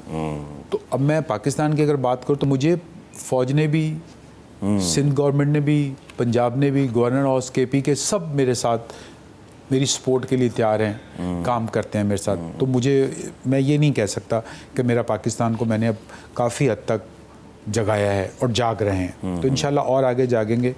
तो अब कोशिश करते रहेंगे तो कुछ ना कुछ तो होगा ना। अब बाकी अब देखें, अब एप्रिशिएशन है वो मुझे पाकिस्तान में भी बहुत मिली है। ऐसा नहीं है कि मुझे पाकिस्तान में भी बहुत सारे लोगों ने मुझे, जो अहदेदारों ने मुझे अवार्ड्स दिए हैं। तो ऐसा नहीं है। पुलिस देखे मेरे साथ है कंटिन्यू, वो मदद करे तो उनको भी अवेयरनेस, क्यों गलियां लोग ख़राब करते हैं, तो पुलिस की भी उसके अंदर बहुत है। बिल्कुल, यही फौज भी है। अच्छा, मैं आपसे यही अब सवाल करना चाह रहा हूँ कि पाकिस्तान में जो टैलेंट है वो तो माशाल्लाह से बहुत ज़्यादा है। तो लेकिन होता क्या है जी, हमारे जो नौजवान हैं उसको एज अ करियर ज़्यादा परसू नहीं करते। ठीक है, मैं चाहूँगा कि उन नौजवानों को आप इसकी अहमियत से भी आगाह करें, और साथ साथ मैं जी वो दिखाता भी जाऊँ, मुझे जो भी बड़ी पसंद आ रही हैं, इसको अगर जूम करें तो ये भी बड़ी मज़े की चुनी ऐसी है, वो है ही, उसके अंदर जंगल है, नेचुरल है जी। उसके अंदर फिर आर्टिस्ट का देखें, आर्टिस्ट किस तरह अपनी दिलचस्पी से काम कर रहे हैं जी। तो मैं अब ये जो दिलचस्पी है नौजवानों में, कैसे इसको उभारा जाए? नहीं, हमारे नौजवानों के पास टैलेंट है ऑलरेडी। ठीक है, अब मैं अगर मिसाल करूं, हीरे की बात करूं, तो हीरा किसी को पता ही नहीं है ना, हीरा होता क्या है। जौहरी, वो जौहरी को भी आप जब तक उसको पहुंचते पहले तो निकालने वाला उसको लेके आए ना, तो उसकी सफाई तो हो पहले। तो जब आप उसको पॉलिश करते हैं, तो पॉलिश तो बच्चा बचपन से आपको नज़र आ रहा होता है कि बच्चा हमारे में क्या टैलेंट है, क्या उसकी क्वालिफिकेशन है, किस तरह वो अपने आप को पास ऑन कर रहा है। तो अगर आप उसकी पॉलिश करते हैं, तो पॉलिश होती है सपोर्ट के साथ, पेरेंट्स के साथ। और अगर फाइनेंशियली प्रॉब्लम है तो जो हमारी गवर्नमेंट्स है या हमारे जो बड़े लोग हैं उनको सपोर्ट करनी चाहिए उसकी पॉलिश के लिए। स्कूल्स का बड़ा अहम किरदार है सर इसमें, क्योंकि हमारे स्कूल्स में भी क्या होता है जी कि स्पोर्ट्स डे के नाम पे एक दिन बाहर बच्चों को खिला दिया जी, को करिकुलर के नाम पे एक दिन जो आपने कैनवस डाल के जी पेंटिंग बना दी और अल्लाह खैर सल्लाह। इसको भी तो स्कूल्स में भी तो प्रमोट नहीं करते। देखिए, नहीं, बात सुनिए, यही तो प्रॉब्लम है कि आप उसकी हेल्प नहीं कर रहे। मैंने अभी 3 दिन का वर्कशॉप किया बागी जिन्ना में, जिसमें 20,000 बच्चों को मैंने पूरे पाकिस्तान से बुलाया, 20,000 बागी जिन्ना में। आज भी देखें वहाँ पर हमारा हाई कराची लगा, वो हमने सिंध गवर्नमेंट को गिफ्ट किया अभी मैरियट के सामने, बिल्कुल। वाह। तो 20,000 लोगों बच्चों को हमने बुला के, जो सीनियर आर्टिस्ट हैं उनसे उन लोग को हमने ट्रेनिंग दिलाई है कि आप सीखें। तो हमारे पास तो टैलेंट आप देखें तो बहुत बच्चों का, ऐसा नहीं है कि हम नहीं कह सकते पॉलिश नहीं है। तो पॉलिश के लिए पेरेंट्स को अवेयरनेस नहीं है। बिल्कुल, जब पेरेंट्स को अवेयरनेस नहीं देंगे, और बिज़नेस इतना अच्छा है, इससे कितने लोगों को रोज़गार मिल रहा है। अब मेरे साथ अभी कम से कम 250 से ज़्यादा लोग इन्वॉल्व हैं जो सपोर्ट करते हैं बैकअप पे। तो लेकिन उनको पैसा भी मिल रहा है, काम सीख भी रहे हैं और साफ हो रहा है। तो आपके यहाँ ये क्या लगा हुआ ये क्या है, ग्रीन कलर, येलो क्या है ये तो कलर है आपका। तो यही इसकी खूबसूरती, इसके ऊपर अब आपने अपनी खूबसूरती बयान करनी है। लगाया हुआ आपने भी आर्ट है, देखिए फूल लगे हुए हैं ना। बिल्कुल बिल्कुल, ये सब आर्ट ही आपने लगाया हुआ है। तो ये जो पीछे भी फूल बूटी है आपकी, ये आर्ट ही है। तो बिल्कुल। क्या है कि ये इसको थोड़ा सा अच्छे तरीके आपने बयान करना है। नासिर साहब, एक चीज़ मैं आपसे, अब जब वॉल पेंटिंग की हम बात करें, मुख्तलिफ ममालिक में जब हम जाते हैं, हम देखते हैं साउथ अमेरिका हो गया, वहाँ पे खूबसूरत ग्राफिटीज़ बनी होती हैं। टर्की आप चले जाएं, वहाँ के दूर दराज विलेजेस में भी इतनी खूबसूरती से उन्होंने अपनी दीवारों को पेंट किया होता है। यूरोप में सेंटोरिनी हो गया, और ये सेंटोरियन में आपने देखा है जी हाउस कैसे, उसके जो घर हैं क्या हुआ उसके ऊपर, कुछ नहीं है, जस्ट कलर, जस्ट कलर्स, कोई चीज़ नहीं। उसको मैं देखने के लिए 6 घंटे में पानी में गया हूँ मैं, जी, और रूम से ट्रेन पे मैं लग गया हूँ। और अगर आपने उसकी ट्रेन देखी हो तो गंदी तरीन ट्रेन है अंदर से, आप मतलब उसमें पंखा भी नहीं है। और जो उन्होंने बाहर उसको कलर किया है, आर्ट वर्क, वो ट्रेन तो अब आप देखने के आपके मतलब आप होश आपके उड़ जाते हैं कि इतनी खूबसूरत ने आर्ट से उसका काम किया। तो भाई ये हमारे पास, हमारी ट्रेन पे भी हो सकता है, हमारे उस पर भी हो सकता है, बिल्कुल हो सकता है, लेकिन ये कौन करे। अब मैं कहीं काम करना भी चाहता हूँ तो बहुत सारे लोगों को पता ही नहीं है, वो मदद ही नहीं मेरी करते। अब मैं किसी जगह किसी को बोलता हूँ तो उसको पता ही नहीं होता कि ये कह क्या रहे हैं और ये क्या लेकिन करेंगे। नासिर साहब देखें, और आज के बाद तो बहुत सारे लोगों को पता चलेगा। तो जनाब अली, नासिर साहब, thank you so much for coming, it was a very wonderful segment. और हमें अपनी जो दरो दीवार हैं उनको साफ़ रखना है, और साफ़ रखना तो एक स्टेप है, साफ़ रखने से ज़्यादा बढ़ के उनको खूबसूरत बनाना है। तो इस पे जी एंड करते हैं, अभी एक ब्रेक ले रहे हैं, जब तक मैं पेंटिंग्स देख रहा हूँ थोड़ी सी, और फिर आपके साथ भी पेंटिंग्स शेयर करेंगे, ये वाली भी, और इसके बाद दिस इज़ ब्यूटीफुल। तो हम एक ब्रेक ले रहे हैं, ब्रेक के उस पार जब हाजिर होंगे तो मज़ीद बात भी करेंगे, हमारे साथ रहिए।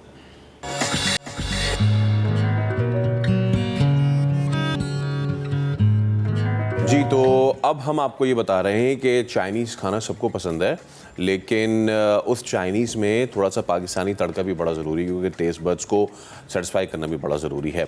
तो आज हमारे किचन में महक जो ऑलरेडी मौजूद हैं, और उनके साथ शेफ़ बशीर मौजूद है हमारे बहुत ही अच्छे। तो महक, ज़रा बताइए कि आज कौन सा चाइनीज़ खाना विद पाकिस्तानी टच बन रहा है? बिल्कुल फैसल, अच्छा ये देखिए, ये एक बड़ी अच्छी बात है कि अगर चाइनीज़ खानों में पाकिस्तानी टच आ जाए ना, थोड़ा सा ही टच आ जाए अगर पाकिस्तानी, तो ये होता है कि वो हमारी अम्माएं या वो बहनें जो कि चाइनीज़ नहीं खाती ना, वो भी खा लेती हैं, तो वो फिर ज़ाया नहीं होता। तो आज बशीर भाई हमारे साथ मौजूद है, हमारे शेफ़ जो कि बड़े मज़े की चीज़ें बनाते हैं। तो आज हम उनसे जानेंगे कि चिकन चिली वो जो बनाने जा रहे हैं, उसमें पाकिस्तान की कौन सी ऐसी मसाला जात हम ऐड करने वाले हैं कि जिसमें पाकिस्तानी टच आ जाए। तो मुझे बताएं बशीर भाई कि आज हम किस तरह से आगाज़ करेंगे। अस्सलाम वालेकुम। अच्छा, आज हम बना रहे हैं चिकन चिली विद राइस। अच्छा, चिकन चिल्ली जो है 2 किस्म के बनते हैं, एक तो आपका ड्राई बनता है और एक ग्रेवी वाला बनता है। ग्रेवी वाला तो हम ज़्यादातर जो पाकिस्तानी टच की बात आपने कहा है, तो उसमें ज़्यादातर जाहिर सी बात है कि चीज़ें ज़्यादा हों, स्पाइसी हो, थोड़ा सा ज़्यादा हो, तो वो टच के लिए आप थोड़ा सा उसको ग्रेवी फॉर्म में हम उसको बना देते हैं। अच्छा, बेसिकली इसमें ना ही केचप वगैरह यूज भी नहीं होता। अच्छा, केचप नहीं होता? केचप नहीं होता। अच्छा, वैसे अमूमन मैंने बहुत सारे रेस्टोरेंट्स पे देखे कि जब चिकन चिली बना रहे हैं या फिर चिकन की कोई और आइटम बना रहे हैं जिसको आप अपनी तरफ से कोई नाम दे रहे हैं, उसको फौरन से केचप में डाला, आपने फौरन बनाया और कहा जी कि ये तो चाइनीज डिश बन गई। ऐसा बिल्कुल नहीं है, थोड़ा सा चाइनीज खानों के बारे में पढ़ लें आप, ताकि पता चल जाए कि भाई चाइनीज खाना है क्या। हमने लिया है बोनलेस, ठीक है, और बोनलेस के स्ट्रिप मैंने थोड़ा सा उसको पहले से मैरिनेट करके रख दिया।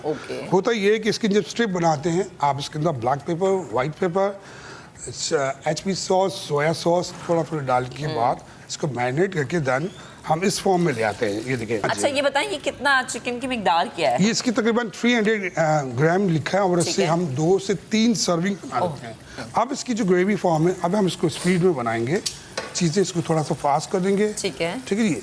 और इसके बाद इसको जब फ्राई करने के बाद हम इसके अंदर अब मजीद जो है स्पाइस ऐड करेंगे, वो मैं आपको बताता हूँ।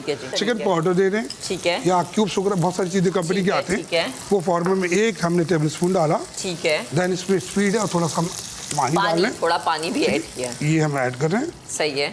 अब इसके जो ये चिकन हमने पहले सौती किया हुआ है, और मजीद इसको हम चिकन जो है अब ग्रेवी फॉर्म के लिए अब इसका स्टॉक भी बन जाएगा मुकम्मल, ठीक है जी। इसको स्पीड में हमने कर दिया। अब ये चिकन के स्टॉक के साथ मजीद इसको अपना ऑलरेडी हमने इसमें डाला हुआ है, ठीक है। अब हम इसके अंदर ऐड कर देते हैं स्पाइसेस, और फिर इसके बाद हम आपको बताते हैं कटिंग इसकी, ठीक है। व्हाइट पेपर हम डाल लें ½ टी स्पून के बराबर, ठीक है जी। 3 सर्विंग है तकरीबन ½ टी स्पून। सॉल्ट अपने हस्बे जायका तो क्वार्टर टी स्पून के बराबर, यानी कि 1 किलो में अगर 1 टेबल स्पून डालते हैं हम, हाफ में टी स्पून डालते हैं तो ये क्वार्टर है तो हम इसमें डालें। अच्छा, ब्लैक पेपर इसी तरह क्वार्टर टी स्पून के बराबर हमने इसमें ऐड की, ऑलरेडी हम इसके अंदर हमने ऐड किया हुआ है। सोया सॉस जो है वो हम 1 टेबल स्पून के बराबर डालेंगे, जिसका मेन इंग्रेडिएंट्स मतलब इसका सॉस। अच्छा, क्योंकि हमें तड़का थोड़ा सा पाकिस्तानी टच भी देना, तो चिली सॉस हम इसके अंदर ऐड कर रहे हैं 2 टेबलस्पून। अच्छा, HP सॉस, बारबेक्यू सॉस जो मुख्तलिफ होते हैं वो भी इसके एनहांस करता है आपकी इसके उसके टेस्ट। हमने ये भी हमने इसके ऐड कर दिया।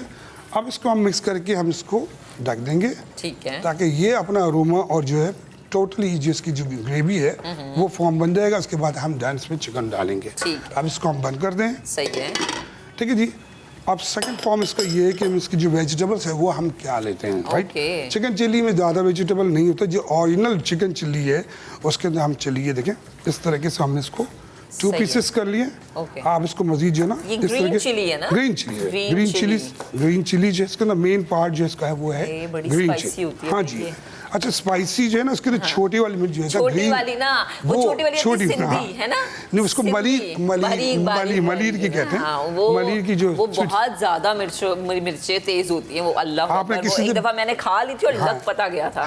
किसी से बदला लेना हो ना तो आप वो छोटी वाली मिर्च खाने में वो डाल दें आप, और भाई भरपूर तरीके से बदला लें उससे। अच्छा, ग्रीन पेपर जो है उसके भी हम जूलियन कटिंग करेंगे। ये इस तरीके से आपने स्ट्रिप बना दिया। ये देखिए, आप मैं बता देता हूँ, आराम से ये स्ट्रिप आपने बना दिया। कटिंग भी इसके अंदर बहुत इंपॉर्टेंट है, मैटर करती है चीज़ों के प्रेजेंटेशन के लिए। आई थिंक बशीर भाई जितने भी चाइनीज खाने में कटिंग ही मैटर करती है। बिल्कुल ऐसी है। और सबसे आसान बात ये है कि अगर आपकी प्रिपरेशन हो ना, जैसे लाइक इस तरह, तो 5 से 6 मिनट लगते हैं इसको आपने फौरन बन जाए। अगर उसको सौटे अगर किया हुआ अपने चिकन जैसे हमने बनाया हुआ है, तो अगर हम इसको चाहें फटफट स्पीड से, बहुत ज़्यादा ये ज़्यादा स्पीड से बनता है। ठीक है, कटिंग का हमारा ये है हमारा स्टाइल, जो मेन चीज़ है। ठीक है जी। दूसरा जो चीज़ है वो स्प्रिंग अनियन हम इसमें ऐड करेंगे। इजीली मार्केट में अवेलेबल है, ये आप ले सकते हैं। बड़ा ये बहुत हेल्दी होता है। यू नो, आप जितने भी सैलड्स वगैरह लेते हैं उसमें ये आप ज़रूर ऐड करवाएं, स्पेशली वो ख़वातीन जो प्रेग्नेंट है और वो ख़वातीन जो कि फीड कराती हैं। अच्छा, राइट। ये देखिए, मेन इंग्रेडिएंट्स जो है वो green chilli, green pepper and Shimla या स्प्रिंग अनियन या अनियन भी इसके अंदर ऐड कर सकते हैं। उसके बाद आपकी अपनी मर्जी है, जो उसको थोड़ा सा लुक देना है, कुछ करना है, तो आप इसके अंदर कैरेट्स का सिर्फ गार्निश के लिए, नॉट क्योंकि इसकी बेसिकली ये आपने चिकन पाव, ये शाशलेक, इस लाइक इसमें चीज़ों में डालता है ये। हम इसके अंदर सिर्फ और सिर्फ ये एक थोड़ा सा इसकी लुक जो है ना, लुक एक मजेदार सी कलरफुल जरा करने के लिए। अच्छा, और वेजिटेबल ऐड कर सकते हैं। मुझे एक बात ये बताएं कि अक्सर जब भी गाजर की बात होती है तो अम्मा ही कहती है सीजन नहीं है गाजर का। तो ये सीजन नहीं है और फिर ये वाली गाजर का इस्तेमाल करना। हमारे चाइना भाई जो चाइनीज दोस्त है ना, इनकी भी ये सारे चाइनीज खानों में डल सकते हैं, इसकी इजाजत है, क्योंकि भाई ये चाइना की डिशेस होती हैं, ये और ये स्टॉक बेसिकली ना, ये स्टॉक होता है, क्या होता है हमने उसमें रखा है। बड़ी प्यारी खुशबू आ रही है और बस ये खुशबू से ना भूख लगना मुझे शुरू हो गई है। अभी ये देखिए, इसके अंदर ये जो कलर है ना, आप इस दूसरी जो चीजें होती है इसमें रेडिश आती है, क्योंकि हम उसमें केचप वगैरह ऐड करते हैं। इसके फॉर्म यही है, मेन टेक्सचर यही है। अब इसको मजीद ग्रेवी करने के लिए हम क्या करते हैं, और इसमें बड़ी ना कम मिकदार में चीजें रखी हुई हैं। वो होता है ना अक्सर घरों में ये कि अच्छा और सॉस ऐड कर दो, ये जरा कलर ऐसा हो जाएगा। बड़ा प्यारा कलर है, तो जो बताया है सिर्फ उसी पे ही जाइएगा, अपनी फनकारी मत दिखाइएगा। अच्छा, देखिए, हम सबसे पहले इसको चिल्ली है तो हम इसको चिल्ली डालें, चलें जी, ताकि जिस चिल्ली का जिस स्टॉक है इसके अंदर बेसिकली सही से बिल्कुल डल जाए। ये देखें, हमने पहले डाला ग्रीन चिल्ली। अच्छा, बहुत ज़्यादा ये फ्लेम में बनता है। जो चाइनीज़ है हमारे ना, जितनी भी आपने देखा होगा, उसकी फ्लेमिंग बहुत तेज़ होती है, इसलिए ज़्यादा हम इसको ग्रीन नहीं पकाते हैं ज़्यादा ना। ठीक है, ये हमने वेजिटेबल ऐड किया। सेकंड वाला हमने और स्प्रिंग अनियन भी हम उसको लास्ट में ऐड करेंगे। ये हमने मिक्स कर दिया। बस ये हम ये बड़ी एक ऐसी डिश है आप घर में बड़े जल्दी से तेजी से बना सकते हैं। हम जरा वो इसलिए कर रहे होते हैं क्योंकि जाहिर है हमारे पास वक्त की किल्लत होती है, तो वो हमें एक कम टाइम फ्रेम में ना आपको सारी चीजें बतानी होती है। इसको मैं कवर कर दूं? इसको कवर कर दें। चैलेंज ये मैंने कवर हमारा ये काम तकरीबन हो गया। अब हम बनाते हैं राइस के लिए। ये राइस आ गया। राइस बॉईल हमने कर लिए पहले से। ठीक है। अच्छा, राइस चाइनीज़ के लिए मैं आपको खास तौर पर बता देता हूँ कि बनने की रोलिंग बॉयल तो हम ऑलरेडी करते ही हैं, आईजी से बात है, ब्लैक पेपर उसमें डालते हैं ऑयल और उसमें सॉल्ट, ठीक है जी। सेकंड इसमें ये है कि आप रोलिंग बॉयल में ही करेंगे, क्योंकि गर्म पानी में नहीं करें। राइस को बॉयल होने के बाद, इसके बाद चाइनीज़ के जितने भी राइस हैं उसको आप फैला देते हैं, ठीक है, किसी बड़े बर्तन में। तो आप ये देखिए एक एक दाना जो है वो अलग अलग हो गया, अलग अलग हो गया। क्योंकि अगर हम बिरयानी या अपने राइस नॉर्मल जो बनाते हैं घर में, उसको हम देगची में ही दम कर देते हैं और उसको रख देते हैं, तो वो उसके लिए गर्म भी रहता है, मगर ये इसको एक एक दाना हमने अलग करना होता है। सही है। सेकंड, हम इसकी मैं कटिंग बता देता हूँ आपको। हम इसकी कटिंग करते हैं, अच्छा इसकी कटिंग दो तरीके से होते हैं, एक तो जूलियन जो मैंने आपको बताया था, दूसरा ये कि हम इसके छोटे पीसेस करते हैं। इस तरीके से आपने स्ट्रिप बनाया, ये देखें, ठीक है जी, सही है। और इसको हम जानेंगे सही, चंक्स में, छोटे छोटे। ठीक है, ठीक है। अच्छा, इस तरीके से छोटी छोटी कटिंग करने से ये होता है कि जब आपके राइस के अंदर जब ये चीज़ें आती हैं ना, तो ऑलरेडी बहुत ज़बरदस्त सही, ये देखें, ठीक है जी। तो ये वो कटिंग है जो हम आपको सिखाते हैं, लेकिन अगेन चूंकि बशीर भाई वक्त थोड़ा हमारे पास कम है, मैं चाहूंगी हम जरा जल्दी जल्दी कर लें, लेकिन आपने घरों में बिल्कुल जल्दी नहीं करना है। हाँ, बिल्कुल अच्छा सा खाना बनाना है आपने। चलें जी, अच्छा, हमने वेजिटेबल जो हमने राइस के लिए वेजिटेबल थी उसकी भी कटिंग कर ली है। जी जी। अच्छा जी, अब हम इसको लेंगे, थोड़ा सा मुझे चाहिए कम कॉर्नफ्लावर, ठीक है। अच्छा जी, तो ये कितना टेबल स्पून आपको चाहिए था? 2 टीस्पून के बराबर हमने लिया है। इसका बेस इसमें हम पानी- बनाएंगे जी। पानी अब ऐड अपनी कर- मर्जी से आपने इसको ग्रेवी फॉर्म बनाना है, ठीक है ठीक जी। ये हमने इसमें दे दिया और उसको आपने मिक्स करना है सही है। इस तरीके से, ये देखें, क्योंकि कॉर्नफ्लावर फ़ौरन जो है जमना शुरू हो जाता है। आपने इसको मिक्स किया या वेयर मिक्स कर दिया, जो भी मिक्सिंग करके, अब अपनी मर्जी से इसको आपने ग्रेवी फॉर्म देना है। ठीक इसलिए है। मैंने इसके लिखा। बात होगा ये होता है कि लोग बताते हैं कि भाई 1 कप है और आपने डाल दिया, अच्छा जब उसकी टेम्परेचर बहुत ज़्यादा हाई हुआ और उसने पूरी गुठलियाँ बना दी आपको। गुठलियाँ बना, तो ये आपका ये हो गया राइस। ये देखिए इसका ये ओ वाह, खुशबू और जो है ना वो मैं कहूँगी सहरंगेज हो गई है और भूख लगना शुरू हो गई है। अब ये देखें, अब इसको हम तरीकाकार ये है, हमने थोड़ा सा इसके अंदर ऐड किया 3 से 4 टेबल स्पून, ठीक है, और इसको आपने मिक्स करता रहना है इसी तरह। ओके, वाह, जितना आपको चाहिए उस हिसाब से आपने इसकी ग्रेवी बनानी है, ठीक है। ठीक है जी। ये देखें, ये देखें, सही है। थिन होनी चाहिए ज़्यादा, थिन होनी बहुत चाहिए। ज़्यादा ग्रेवी करेंगे तो उसका फॉर्म जो है वो खराब भी हो जाएगा और फिर मज़ा भी नहीं आएगा ना, खूबसूरत भी कि भाई लगेगा। वो टेस्ट ही बिल्कुल खराब हो गया तो वो आप क्या खाएंगे, फिर जी, वो जी, वेस्ट हो जाएगा। अब ये देखिए, ये आपका हो गया ठीक है, ग्रीन चिल्ली, आपका राइस जो है हमारे पास तैयार हो गया। चलें जी, ठीक है ये जी। है अब हम- हमारी आज की जबरदस्ती मिनट डिश। लगेगा अभी आपको, सिर्फ हम- सिर्फ इसको हम करेंगे साइड पे, ओके, और ये हमारा रेडी हो गया दूसरा सही है। आपका राइस अब हम बना रहे जी हैं। जी बिल्कुल।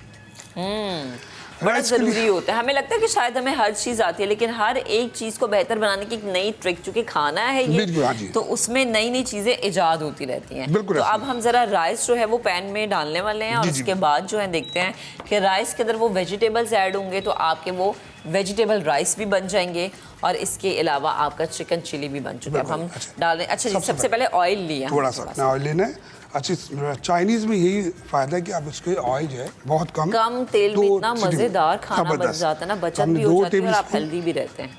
सिर्फ 2 टेबल स्पून लिया है, ठीक है, राइस, और फ्लेम हमारा तेज़ हो गया। कटिंग मैंने आपको बता दी थी पहले से ही, ठीक है जी। ये मजीद हम इसके अंदर और जो है छोटे छोटे पीस करके हम ऐड करते हैं। इस तरीके से हमने इसको छोटे छोटे पीसेस कर लिए, ठीक है जी। ठीक है, ये भी हमारा रेडी। अच्छा, ये राइस के अंदर जितनी ज़्यादा कटिंग वेजिटेबल होंगी ना तो उतने बहुत मज़े ज़्यादा के लगेंगे। कलरफुल भी लगता है। हाँ। हमने इसमें वेजिटेबल ऐड कर सही, दिया, सही, सही, ग्रीन पेपर, कैरेट्स हो गया, ओके। ठीक है जी, और ठीक है। थोड़ा सा इसके अंदर हमने इसके अंदर राइस दिया, ठीक है जी। ये हमने सब्जमान दे दिया, इसको फुल फ्लेम में ही हम इसको ऐड करते हैं। सही है। ये देखिए, चलो आपने इसके अंदर सिर्फ राइस मिक्स करना है और अब इसके अंदर डालते हैं ब्लैक पेपर, वाइट पेपर। ये हमारे पास आ गया आपका ब्लैक पेपर, 1 टीस्पून दे दें मुझे आप। मैं आपको अच्छा, दे देती हूँ, ये लें। सिंपल सी, अब 3 पर्सन के लिए आप बना रहे हैं तो हम डालेंगे इसमें ½ teaspoon black pepper, black pepper, ठीक है, सॉरी, और वाइट जो है पेपर जो है वो तकरीबन हम डाल लें इसके अंदर ½ से क्वार्टर ज़्यादा। ओके, सॉल्ट इसमें हम डालें थोड़ा सा हस्ब जायका, ठीक है, ठीक है जी। मेन इसके इंग्रेडिएंट्स हैं चिकन पाउडर, वो हम डालेंगे 2 टेबलस्पून जायके के लिए, जायके के लिए। ठीक है। अब हम इसके अंदर राइस ऐड कर देंगे। चलें जी, तो हमारी जो ये डिश है मज़ेदार सी, ये भी ready होगी। फाइनली एंडिंग की तरफ जा रही है क्योंकि चावल बनना शुरू हो गए हैं जी हाँ, और भूख हम भी बाद ज़्यादा में- लग रही है। जी जी। अब हम इसको मिक्स करेंगे अपनी मर्जी से। ये देखें, आपको ओह, ज़बरदस्त सा कलर आ गया, हाँ, ठीक है जी। ये इसका है मेन जो है, आपको मैंने कहा था कि जितनी छोटी कटिंग होगी उसमें उतना ही प्यारा आपको लगेगा। कटिंग खूबसूरत की तौर पे आएगा।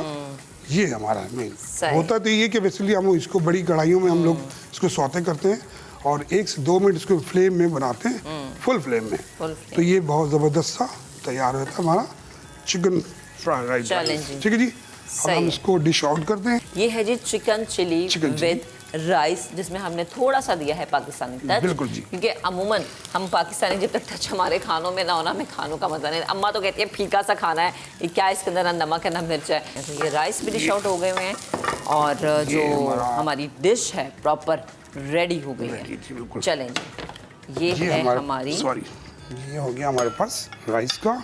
चलें और ये आपका इस तरीके से इसमें आप उसे सेंटर में भी दे देते हैं बहुत सी जगहों में, छोटी आपके प्याली हो कुछ भी चीज़ हो आपकी, सही तो है। वो भी हम इसको डाल देते हैं। ठीक है, राइस वेजिटेबल हमारा रेडी है। चलें जी। अगर आप चाहें तो उसके अंदर कोई गार्निश, चलें इसकी जी। जो वेजिटेबल होती हैं, इसकी जो कटिंग होती है स्प्रिंग अनियन वगैरह की, वो हम इसके सही अंदर ऐड कर देते हैं। ठीक है सही जी। है, चलें जी। वाह ज़बरदस्त भाई, ग़ज़ाइयत से भरपूर खाना, चिकन चिली विद राइस जिसमें थोड़ा सा है पाकिस्तानी टच।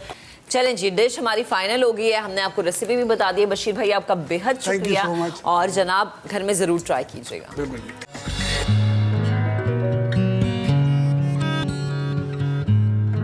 दुनिया तब्दील हो रही है, लोग डिजिटल एक्सपर्टीज हासिल कर रहे हैं, ऑनलाइन कारोबार का रुझान भी बढ़ता जा रहा है, साथ साथ ऑनलाइन सेल्स के भी कई ऑप्शंस मौजूद हैं जिसके ज़रिए कमाया जा सकता है। अब कैसे होती हैं डिजिटल सेल्स और किस तरह डिजिटल सेल्स को करियर के तौर पर अपनाया जा सकता है, हमने बात की थी digital sales expert Arbaz Jafri से।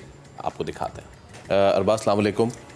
सबसे पहले तो बहुत शुक्रिया आप आए, और मैं अभी ये नहीं बताऊँगा आप लोगों को कि अरबाज जो हैं उन्होंने कितने कम वक्त में रिकॉर्ड बनाया है और कितना कमाया है, खुद बताएंगे अरबाज भाई।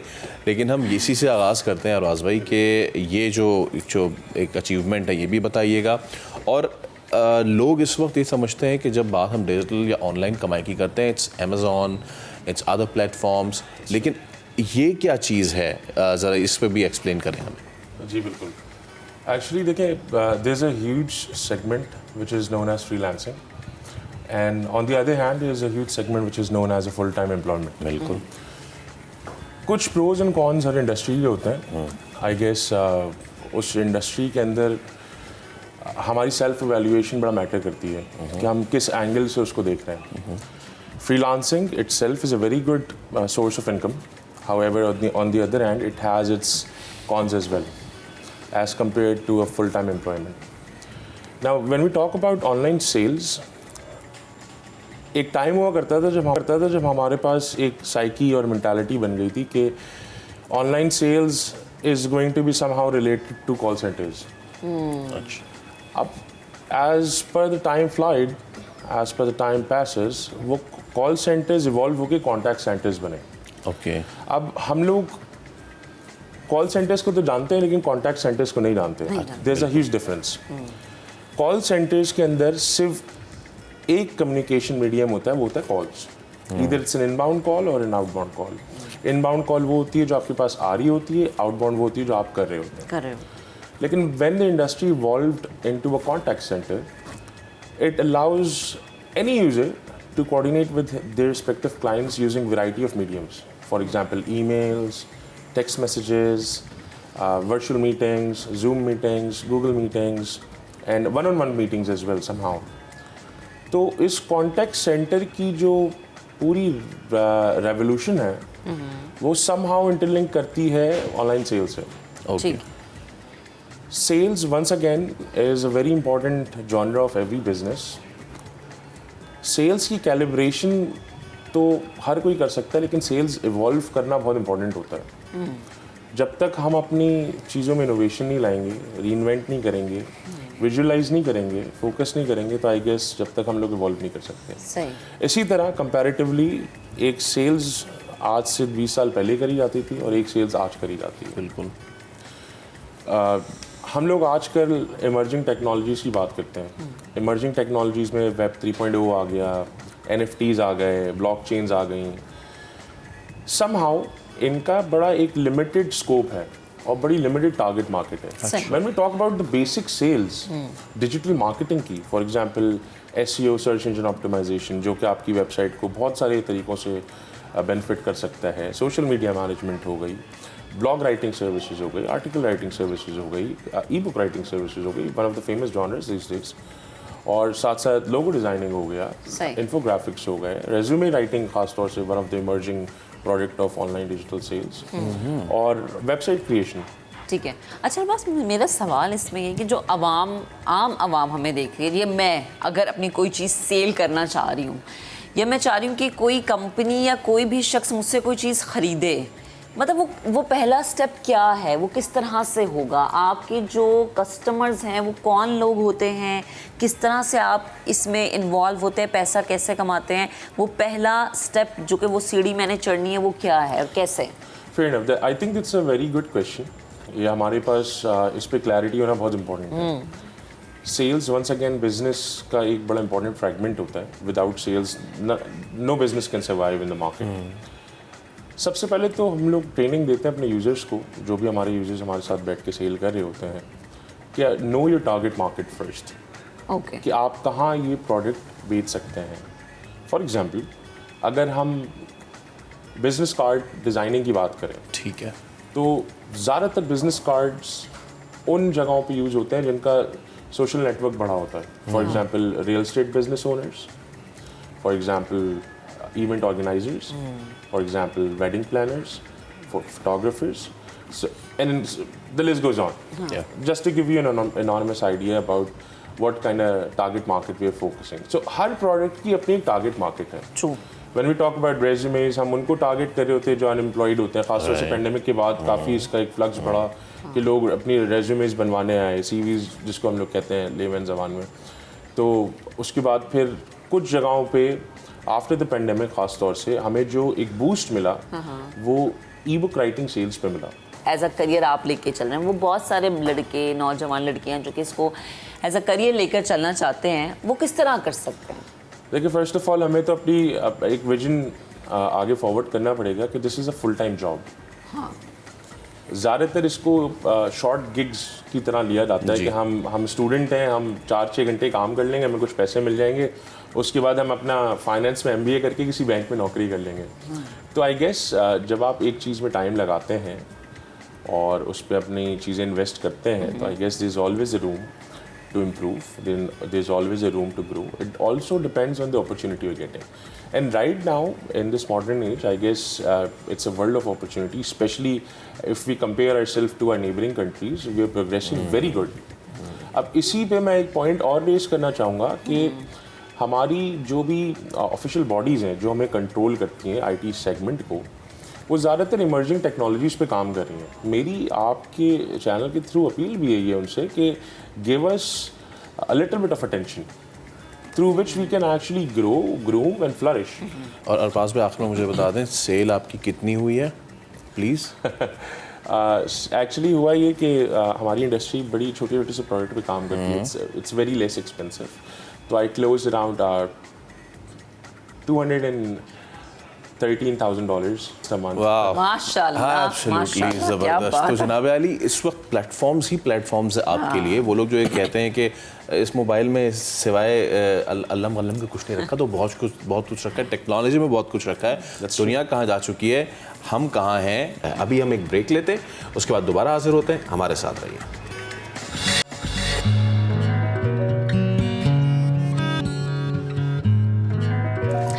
अब आपको बताते हैं जी कि बच्चों की जिल्द पर इन्फेक्शन होना, जलन होना और सुर्ख हो जाना ये एक नॉर्मल सी बात है। डायपर की वजह से जिल्द पर होने वाली सोजिश डायपर रैश कहलाती है। ज़्यादातर बच्चे कभी ना कभी इस चीज़ का शिकार ज़रूर होते हैं।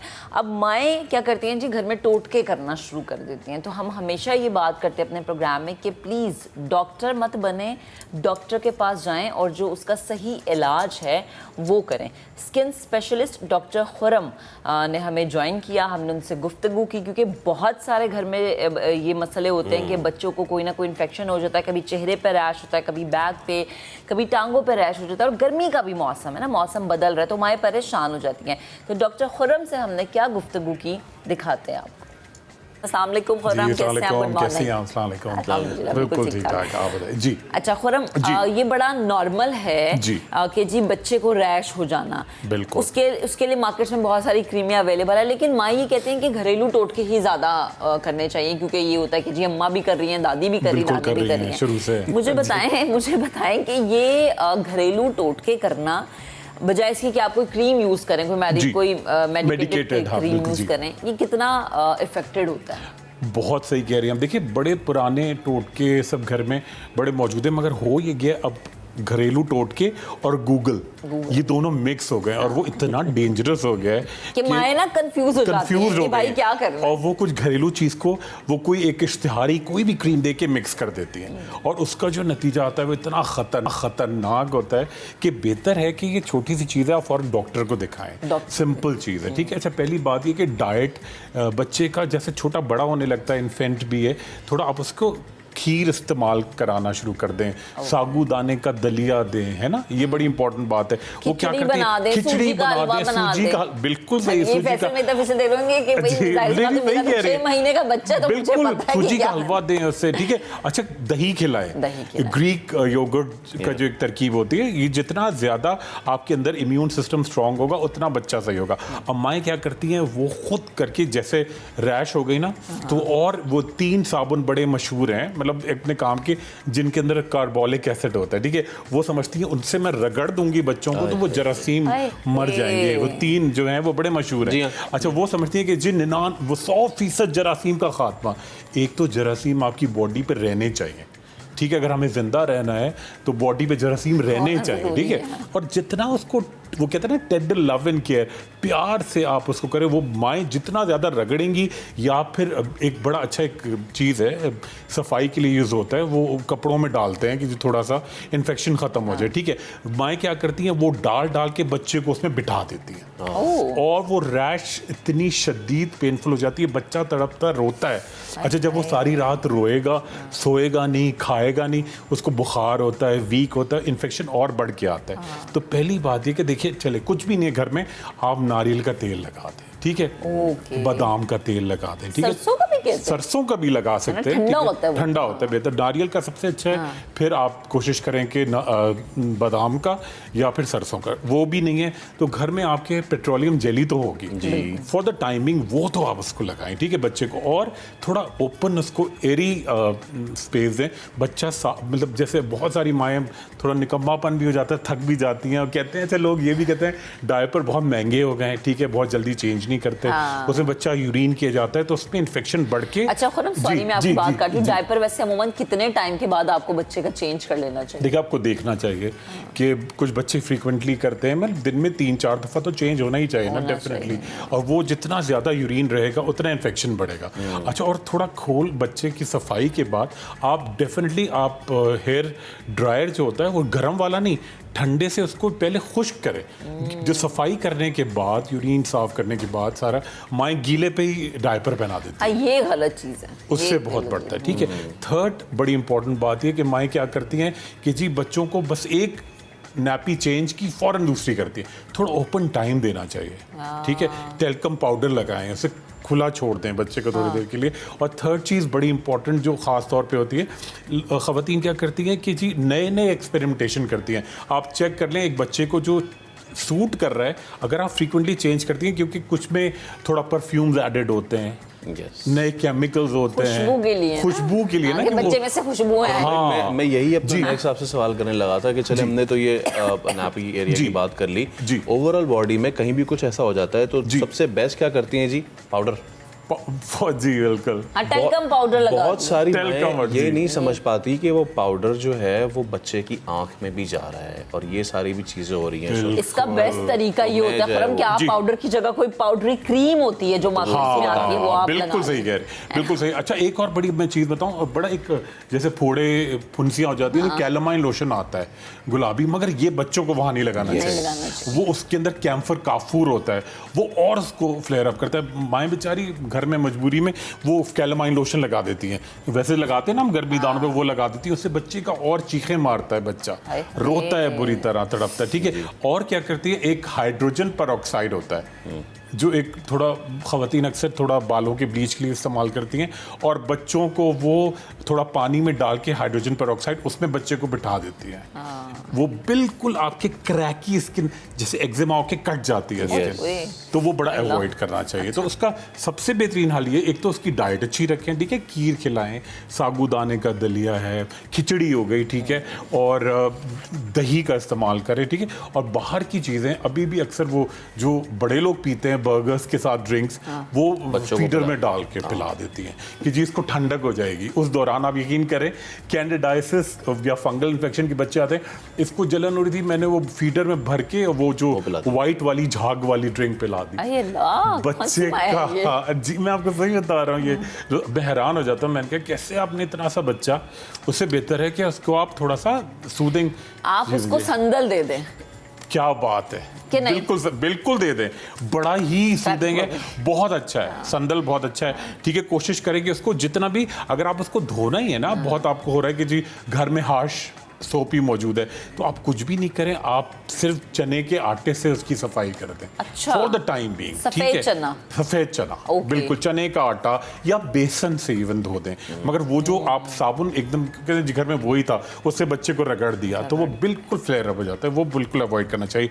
सेकेंड चीज़, अच्छे जो विटामिन होते हैं ज़रूरी होते हैं, ठीक है, मगर वो कुछ ज़्यादा ही पिला रही होती है, जल्दी बड़ा हो जाए कुछ जाके खुद ही नेट से लेके, उससे बच्चे का पेट बहुत ख़राब होता है। लेकिन खुरम, उसकी जगह अगर ये हम माओ को कहेंगे जी आप उन्हें फ्रूट्स पे ही लगाएं, ताकि बच्चे को शुरू से आप फ्रूट की आदत डालें, थोड़ा दे दें, लेकिन प्लीज फ्रूट पे लगाएं बच्चे। जी वो बिल्कुल सही कह रही हैं, मगर वो समझती हैं ये नया कोई सिरप है, इससे बहुत जल्दी बड़ा हो जाएगा, ठीक है, ये उसके बाल बहुत ज्यादा निकलने लगेंगे। वो बच्चों को पिलाती हैं, मैं रोजाना देखता हूँ, तो वो नहीं करना चाहिए, बगैर डॉक्टर डेफिनेटली आप दें। अच्छा, एक थोड़ा सा इन्फेक्शन हुआ, खुद ही घर में एंटीबायोटिक शुरू कर दी, उससे क्या होता है कि आपकी जो कुव्वत मदाफियत है ना, वो ख़त्म हो जाती है। तो बिल्कुल आपको ऐसे एंटीबायोटिक शुरू नहीं करनी, ऐसे एंटी एलर्जी शुरू नहीं करनी, ऐसे आपको मल्टीविटामिन शुरू नहीं करने, गूगल और घरेलू टोटकों का मिलाप नहीं करना, ठीक है, सिंपल उसको रखें। और बच्चे को जरूर डॉक्टर को दिखाएं। जी, छोटे बच्चों में देखा गया है कि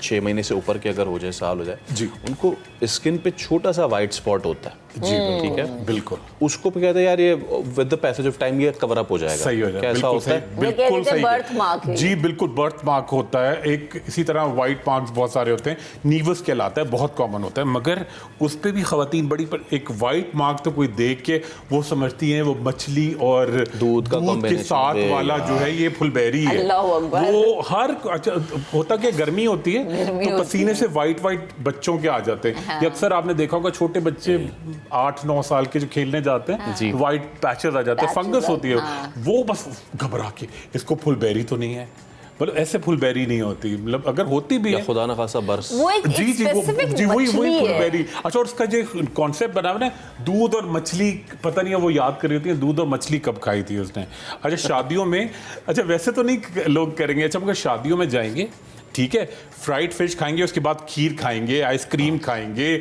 और सारी चीजें लेंगे, वो दूध नहीं है, वो दूध नहीं है, ठीक है, खूब आइसक्रीम। और मैं कहता हूँ शादी में कहते हैं जी फ्राइड फिश थी, जी मीठे में क्या था, आइसक्रीम थी, खीर थी, कस्टर्ड था, वो दूध नहीं है, मगर वैसे दूध और मछली से होता है, जबकि नहीं होता, स्पेसिफिक मछली, वो जीन्स में आपके होता है। और देखिए हम तीनों यहाँ बैठे हैं ना, मैं देखा हम किसी को भी किसी भी टाइम पे किसी भी एज में हो सकता है ना। मछली को बनाने में भी तो दही का इस्तेमाल होता है, मछली से बिल्कुल कोई ताल्लुक नहीं। मैं तो दही के साथ मछली खा लेती हूँ। खाना चाहिए, खानी चाहिए। देखिए अगर आप फार ईस्ट के मुल्कों में जाएं और बांग्लादेश से लेके स्टार्ट करें, लोग कितनी मछली खाते हैं, चावल खाते हैं, दही खाते हैं, बड़े हेल्दी, बाल अच्छे, स्किन अच्छी। अच्छा खुरम, आपकी मौजूदगी का फायदा उठाते हुए मैं चाहूंगी कि आप माओ को ये भी बताएं कि बच्चे की खुराक, क्योंकि हमें घर में ये सिखाया जाता है, ये अम्मी या सासी कहती है कि तुम जो खा रही हो ना, थोड़ा सा च्यू करके बच्चे के मुंह में डाल दो, वो ये सही है?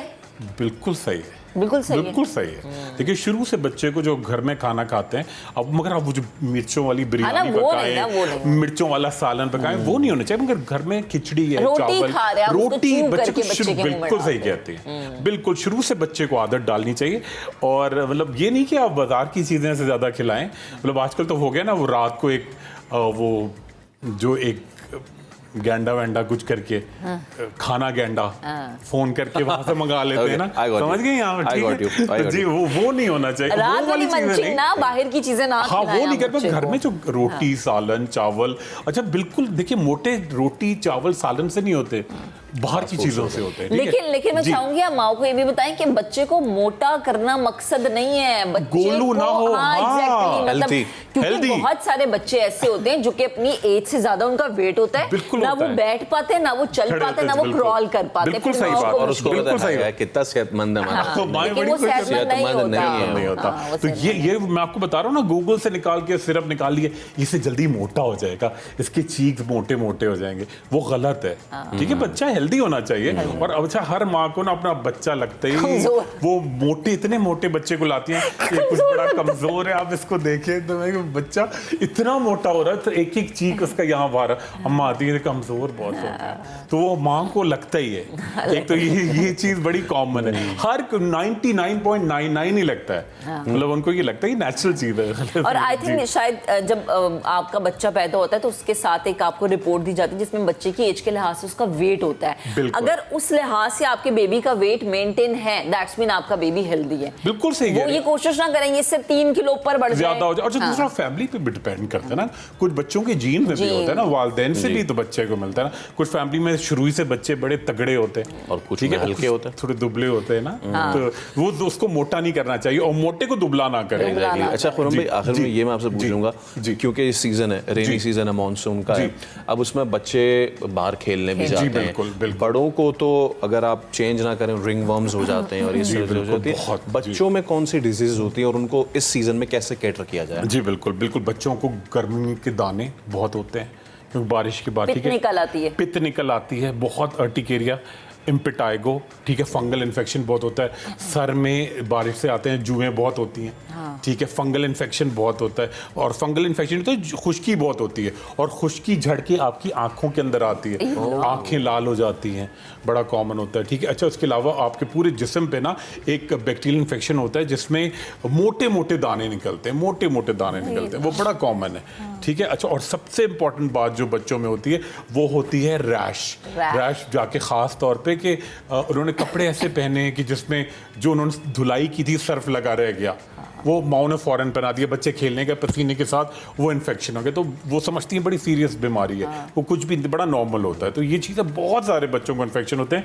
परेशान होने की बात बिल्कुल नहीं, आप डॉक्टर को दिखाएं, अपनी डॉक्टरी नहीं करें, ठीक है। कभी कभी थोड़ी बहुत देखिए, ये भी नहीं कि आपने बच्चे को आप नारियल का तेल नहीं लगा रहे, सिंपल चीज़ें, थोड़ी थोड़ी घर के बड़ों की बात सुनिए ना, हाँ, वो उनके बिल्कुल टोटके और उनकी जो चीजें मगर बड़ी आप आजमूद सही होती कह रही हैं, मगर पता हो क्या गया, बड़े भी बड़े अच्छे समझदार होते हैं, मगर वो बहुत सारी चीज़ें में इंशाल्लाह और प्रोग्राम करेंगे तो मैं आपको बताऊंगा, वो जो अम्माएं और फुप्पियां मोहल्ले की वो ऐसी ऐसी चीज़ें बता देती हैं कि वो बड़ी डेंजरस होती हैं। इसीलिए तो जैसे आप बार बार कह रहे हैं ना खुरम, आपका बेहद शुक्रिया मौजूद है, जैसे खुरम भी बार बार कह रहे हैं ना कि डॉक्टर घर में ना बने, बल्कि डॉक्टर के पास बच्चे को ले जाए, क्योंकि हर एक बच्चे की बॉडी अलग है, उसका इम्यून सिस्टम अलग है, वो कुछ चीज़ें एक्सेप्ट कर पाता है, कुछ नहीं कर पाता। चलें जी, आज के प्रोग्राम से अब तक के लिए इतना ही, कल आपसे फिर से मुलाकात करेंगे, अपना बहुत सा ख्याल रखिएगा, अल्लाह हाफिज़।